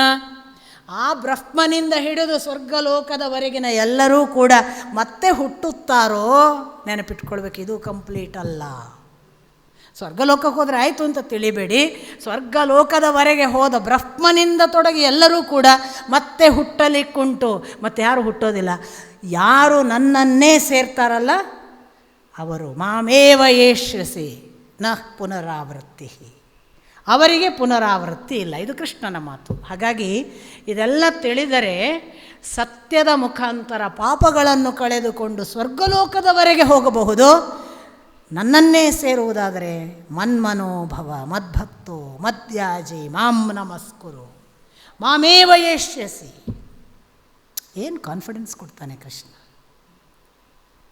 ನಿನಗೆ ಇದೆಲ್ಲ ಯಾವುದು ಓದಲಿಕ್ಕಾಗೋದಿಲ್ವಾ? ಬಿಡು. ಮನ್ಮನೋಭವ ಮದ್ಭಕ್ತೋ, ನನ್ನ ಭಕ್ತನಾಗು, ನನ್ನಲ್ಲೇ ಮನಸ್ಸನ್ನಿಡು. ಮದ್ಯಾಜಿ, ನನ್ನನ್ನೇ ಪೂಜೆ ಮಾಡು. ಮಾಂ ನಮಸ್ಕರು, ನನ್ನನ್ನೇ ನಮಸ್ಕರಿಸು. ನಿರಂತರವಾಗಿ ಅನುಸಂಧಾನದಲ್ಲಿ ಕೃಷ್ಣ ಕೃಷ್ಣ. ನೀವು ಕೃಷ್ಣ ಅಂತ ಹೆಸರು ಹೇಳಬೇಕು ಅಂತಲೂ ಅವನು ಹೇಳಿಲ್ಲ. ನೀವು ಇಷ್ಟಪಡುವ ಭಗವಂತ, ನಾನು ನಿನ್ನ ಭಕ್ತ, ನಾನು ನಿನ್ನನ್ನೇ ನಂಬಿದ್ದೇನೆ, ನಾನು ನಿನ್ನನ್ನೇ ಪೂಜಿಸ್ತೇನೆ, ನಿನ್ನನ್ನೇ ನಮಸ್ಕರಿಸ್ತೇನೆ, ನಿನ್ನನ್ನೇ ನಂಬಿದ್ದೇನೆ. ಇದು ಖಚಿತವಾಗಿ ಹೇಳ್ತಾ ಇರೋ ಮಾಮೇವ ಯೇಷ್ಯಸಿ, ನನ್ನನ್ನೇ ಸೇರುತ್ತೆ. ಇದರಲ್ಲಿ ಡೌಟೇ ಇಲ್ಲ ಅಂತಾನೆ ಕೃಷ್ಣ. ಹಾಗಾಗಿ ಉಪನಿಷತ್ಕಾರರು ಹಂತ ಹಂತವಾಗಿ ಏರಬಹುದಾದ ಹೊಸ ಹೊಸ ಸಾಧ್ಯತೆಗಳ ಹೊಳಹುಗಳನ್ನು ಕೊಟ್ಕೋತಾ ಬಂದಾಗಲೂ ಗೊತ್ತಾಗದೇ ಇರುವುದು ಇನ್ನೂ ಉಳಿತದೆ ಅಂತ ಎಂಡು ಕೂಡ ಹೇಳ್ತದೆ. ಇಷ್ಟೆಲ್ಲ ಮಾಡಿದರೂ ನೀನು ಸ್ವರ್ಗಲೋಕ ತಲುಪೋದು ಅಂದಾಗ ಎಂಡ್ ಅದರಾಚೆಗೊಂದಿದೆ. ಕೃಷ್ಣ 3 ಸಾಧ್ಯತೆಗಳನ್ನು ಹೇಳ್ತಾನೆ. ನೀನು ಆ ಬ್ರಹ್ಮಲೋಕಂ ಗಚ್ಚತಿ, ಬ್ರಹ್ಮಲೋಕಂ ರುಚ್ಯತಿ. ನೀನು ಒಂದು ಹಂತದ ಪೂಜೆಗಳ ಮುಖಾಂತರ ಅಥವಾ ಅನುಸಂಧಾನದ ಮೂಲಕ ಬ್ರಹ್ಮಲೋಕವನ್ನು ಸೇರ್ತಿ. ಇನ್ನೊಂದು ಮದ್ಭಾವಂ ಭವತಿ, ನನ್ನಂತೆ ಆಗ್ತಿ. 3ನೇದು ಹೇಳ್ತಾನೆ ಮಾಮೇವ ಯೇಷ್ಯಸಿ, ನನ್ನನ್ನೇ ಸೇರ್ತಿ, ಮತ್ತೆ ನಿನಗೆ ಹುಟ್ಟು ಸಾವಿಲ್ಲ. ಯಾರು ನನ್ನನ್ನೇ ಸೇರ್ತಾರೆ ಅವರಿಗೆ ಹುಟ್ಟು ಸಾವಿಲ್ಲ. ನೋಡಿ, 3 ಸಿದ್ಧಾಂತಗಳು 3 ಕೃಷ್ಣನಲ್ಲಿವೆ. ಕೃಷ್ಣನೇ ಹೇಳ್ತಾನೆ ಹೀಗೆ ಮಾಡಿದರೆ ನೀನು ಬ್ರಹ್ಮಲೋಕಂ ಅಧಿಗಚ್ಚತಿ, ನೀನು ಬ್ರಹ್ಮಲೋಕವನ್ನು ಸೇರುತ್ತಿ. ಇನ್ನೊಂದು ಥರ ಏನೋ ಮಾಡಿದರೆ ಮದ್ಭಾವಂ ಭವತಿ, ನನ್ನಂತೆ ಆಗುತ್ತಿ. 3ನೇದ್ದು ನೀನು ನನ್ನನ್ನೇನೇನೆ ಮನ್ಮನೋಭವ ಎಲ್ಲ ಮಾಡಿದರೆ ಮಾಮೇವ ಯೇಷ್ಯಸಿ, ಇದು ಮಹಾಗುಟ್ಟು. ಇದನ್ನು ನೀನು ನನಗೆ ಅತ್ಯಂತ ಪ್ರಿಯನಾದ್ದರಿಂದ ಹೇಳ್ತೇನೆ ಅಂತ ಕೊನೆಯಲ್ಲಿ ಕೃಷ್ಣ ಹೇಳೋದು. ಮುಕ್ತಾಯದಲ್ಲಿ ಈ ಕೊನೆಯದ್ದನ್ನು ಹೇಳುವುದು ಅರ್ಜುನನಿಗೆ. ನೀನು ನನಗೆ ಅತ್ಯಂತ ಪ್ರಿಯ, ಇಷ್ಟೋ ಆಸಿ, ಆದ್ದರಿಂದ ನಿನಗೆ ಹೇಳ್ತೇನೆ. ನೀನು ಇದನ್ನು ಡೌಟೇ ಮಾಡಬೇಡ, ನೀನು ನನ್ನನ್ನು ಸೇರ್ತಿ, ನನ್ನನ್ನು ಸೇರುವುದಕ್ಕೆ ಇಷ್ಟೇ ಮಾಡು ಅನ್ನುವ ಗುಟ್ಟನ್ನು ಅರ್ಜುನನಿಗೆ ಹೇಳಿದ್ದಾನೆ ಕೃಷ್ಣ. ಅಂಥ ಎಲ್ಲ ಗುಟ್ಟುಗಳು ಕೂಡ ಬಹಳ ಸರಳ ಮಾರ್ಗ ಅಂತ ಅನ್ನಿಸಬಹುದು. ಇದೆಲ್ಲ ಓದೋದಕ್ಕಿಂತ ಅದು ವಾಸಿ ಅಂತ ಮಾಡಿ ನೋಡಿ ಯಾವುದು ಕಷ್ಟ ಅಂತ ಗೊತ್ತಾಗುತ್ತೆ. ಮನ್ಮನೋಭವ ಮದ್ಭಕ್ತೋ ಭವ ಮದ್ಯಾಜಿ ಮಾಂ ನಮಸ್ಕುರು. ಒಂದರೆ ಕ್ಷಣ, ರಾಮಕೃಷ್ಣ ಪರಮಹಂಸರ ಮಾತು, ಒಂದರೆ ಕ್ಷಣ, 1 ಸೆಕೆಂಡು ಕೂಡ ಬಿಡದೆ ನೀವು 24 ತಾಸು ಮಾತ್ರ ಅವನನ್ನು ನೆನೆಯಿರಪ್ಪ, ಅವನು ಬಂದೇ ಬರ್ತಾನೆ. 24 ತಾಸು ಮಾತ್ರ. ನೋಡಿ, ಮನ್ಮನೋಭವ ಮದ್ಭಕ್ತ ಎಷ್ಟು ಕಷ್ಟ ಇದೆ. ಸುಮ್ಮನೆ ಓದೋದು ವಾಸಿಯ ಏನ ಅಂತ ಅನ್ನಿಸ್ತದೆ. ಹೇಗೂ 100 ವರ್ಷ ಆಯುಷ್ಯ ಕೊಟ್ಟಿದ್ದಾನೆ, 24 ತಾಸಲ್ಲೇನೂ ಆಗಲ್ಲ. ಒಂದು 100 ವರ್ಷ ಓದ್ತಾದರೂ ಕೂತ್ಕೊಳ್ಳೋಣ, ಬಂದರೆ ಬರಲಿಪ್ಪ ಅಂತ ಪುಸ್ತಕ ಇಟ್ಕೊಂಡು ಕೂತ್ಕೊಳ್ಳೋದು ಒಳ್ಳೆಯದೇನೋ ಅನ್ನುವ ಹಾಗೆ ಅವನ ಆ ಪ್ರಾಮಿಸ್ ಇದೆ. ಯಾವುದು ಒಳ್ಳೆಯದು ಯಾವುದು ಕೆಟ್ಟದ್ದು ನಮ್ಮ ಅರ್ಹತೆ, ನಮ್ಮ ಪಾತ್ರತ್ವ, ನಮ್ಮ ಯೋಗ್ಯತೆಗಳಿಗೆ ಅನುಗುಣವಾಗಿ ಭಗವಂತನ ಕಡೆಗೆ ನಡೆಯುವ ಹಸಿವನ್ನು ನಮಗೆ ಕೊಡಲಿ ಅಂತ ಪ್ರಾರ್ಥಿಸಿಕೊಳ್ಳುವುದಷ್ಟೇ ನಮ್ಮ ಕೆಲಸ ಅಂತ ನಾನು ಭಾವಿಸಿದ್ದೀನಿ. ನಿರಂತರ ಆ ಹಸಿವನ್ನು ನಮ್ಮೊಳಗೆ ಇಡಪ್ಪ, ಸಾಕು ಅನ್ನುವ ತೃಪ್ತಿ ಕೊಡಬೇಡ.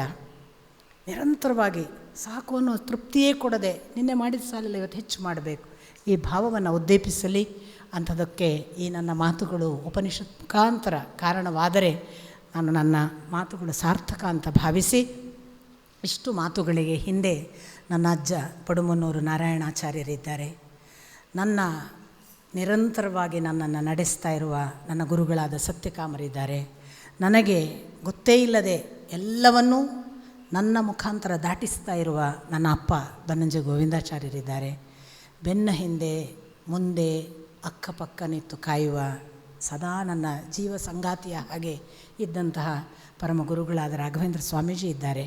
ಅವರೆಲ್ಲರಿಗೂ ಕೂಡ ಇದನ್ನು ಪಾದಕ್ಕೆ ಅರ್ಪಿಸಿ ಇದರ ದೋಷಗಳನ್ನು ನನಗೆ ಕೊಡಿ, ಅದರ ದೋಷಕ್ಕೆ ಅನುಗುಣವಾಗಿ ನಾನು ಮಾಡಬೇಕಾದ ಪರಿಮಾರ್ಜನೆಗಳನ್ನು ಹೆಚ್ಚಿಸಿ ಶುದ್ಧಗೊಳಿಸಿ ಅಂತ ಪ್ರಾರ್ಥಿಸ್ತಾ ಎಲ್ಲ ಮಾತುಗಳನ್ನು ಭಗವಂತನ ಪಾದಕ್ಕೆ ಅರ್ಪಿಸಿ ಈ ಕಾರ್ಯಕ್ರಮ ನಡೆಯುವುದಕ್ಕೆ ನಡೆಸಲೇಬೇಕು ಅನ್ನುವ ಒಂದು ಸಂಕಲ್ಪವನ್ನು ಕಳೆದ 6 ತಿಂಗಳಿಂದ ಮಾಡಿ ಇವತ್ತು ಏಪ್ರಿಲಲ್ಲಿ ಮಾಡಬೇಕಾದ ಮಾತನ್ನು ನಿಲ್ಲಿಸಿದಾಗಲೂ ನಿಲ್ಲಿಸದೆ ಮತ್ತೆ ಮುಂದುವರಿಸಿ ಸಾಧ್ಯ ಮಾಡಿಕೊಟ್ಟ ಅಣ್ಣ ಬಂಧು KL ಉಪಾಧ್ಯಾಯ ಮತ್ತು ವಾಣಿಯಕ್ಕ ಅವರನ್ನು ನೆನೆದು ದಿನಕ್ಕೊಂದು ಕಡೆ ಮನೆಗೆ ಕರೆದು ಊಟಕ್ಕೆ ಹಾಕಿ ನನ್ನ ಆರೋಗ್ಯವನ್ನು, ನನ್ನ ಕಾಳಜಿಯನ್ನು ಮಾಡ್ತಿರುವ ಅನೇಕ ದಂಪತಿಗಳನ್ನು ಎಲ್ಲರನ್ನು ಸ್ಮರಿಸಿ ನಿಮ್ಮೆಲ್ಲರ ಪಾದಕ್ಕೆ ನಮಿಸಿ ನನ್ನ ಮಾತು ಮುಗಿಸ್ತೀನಿ. ನಮಸ್ಕಾರ.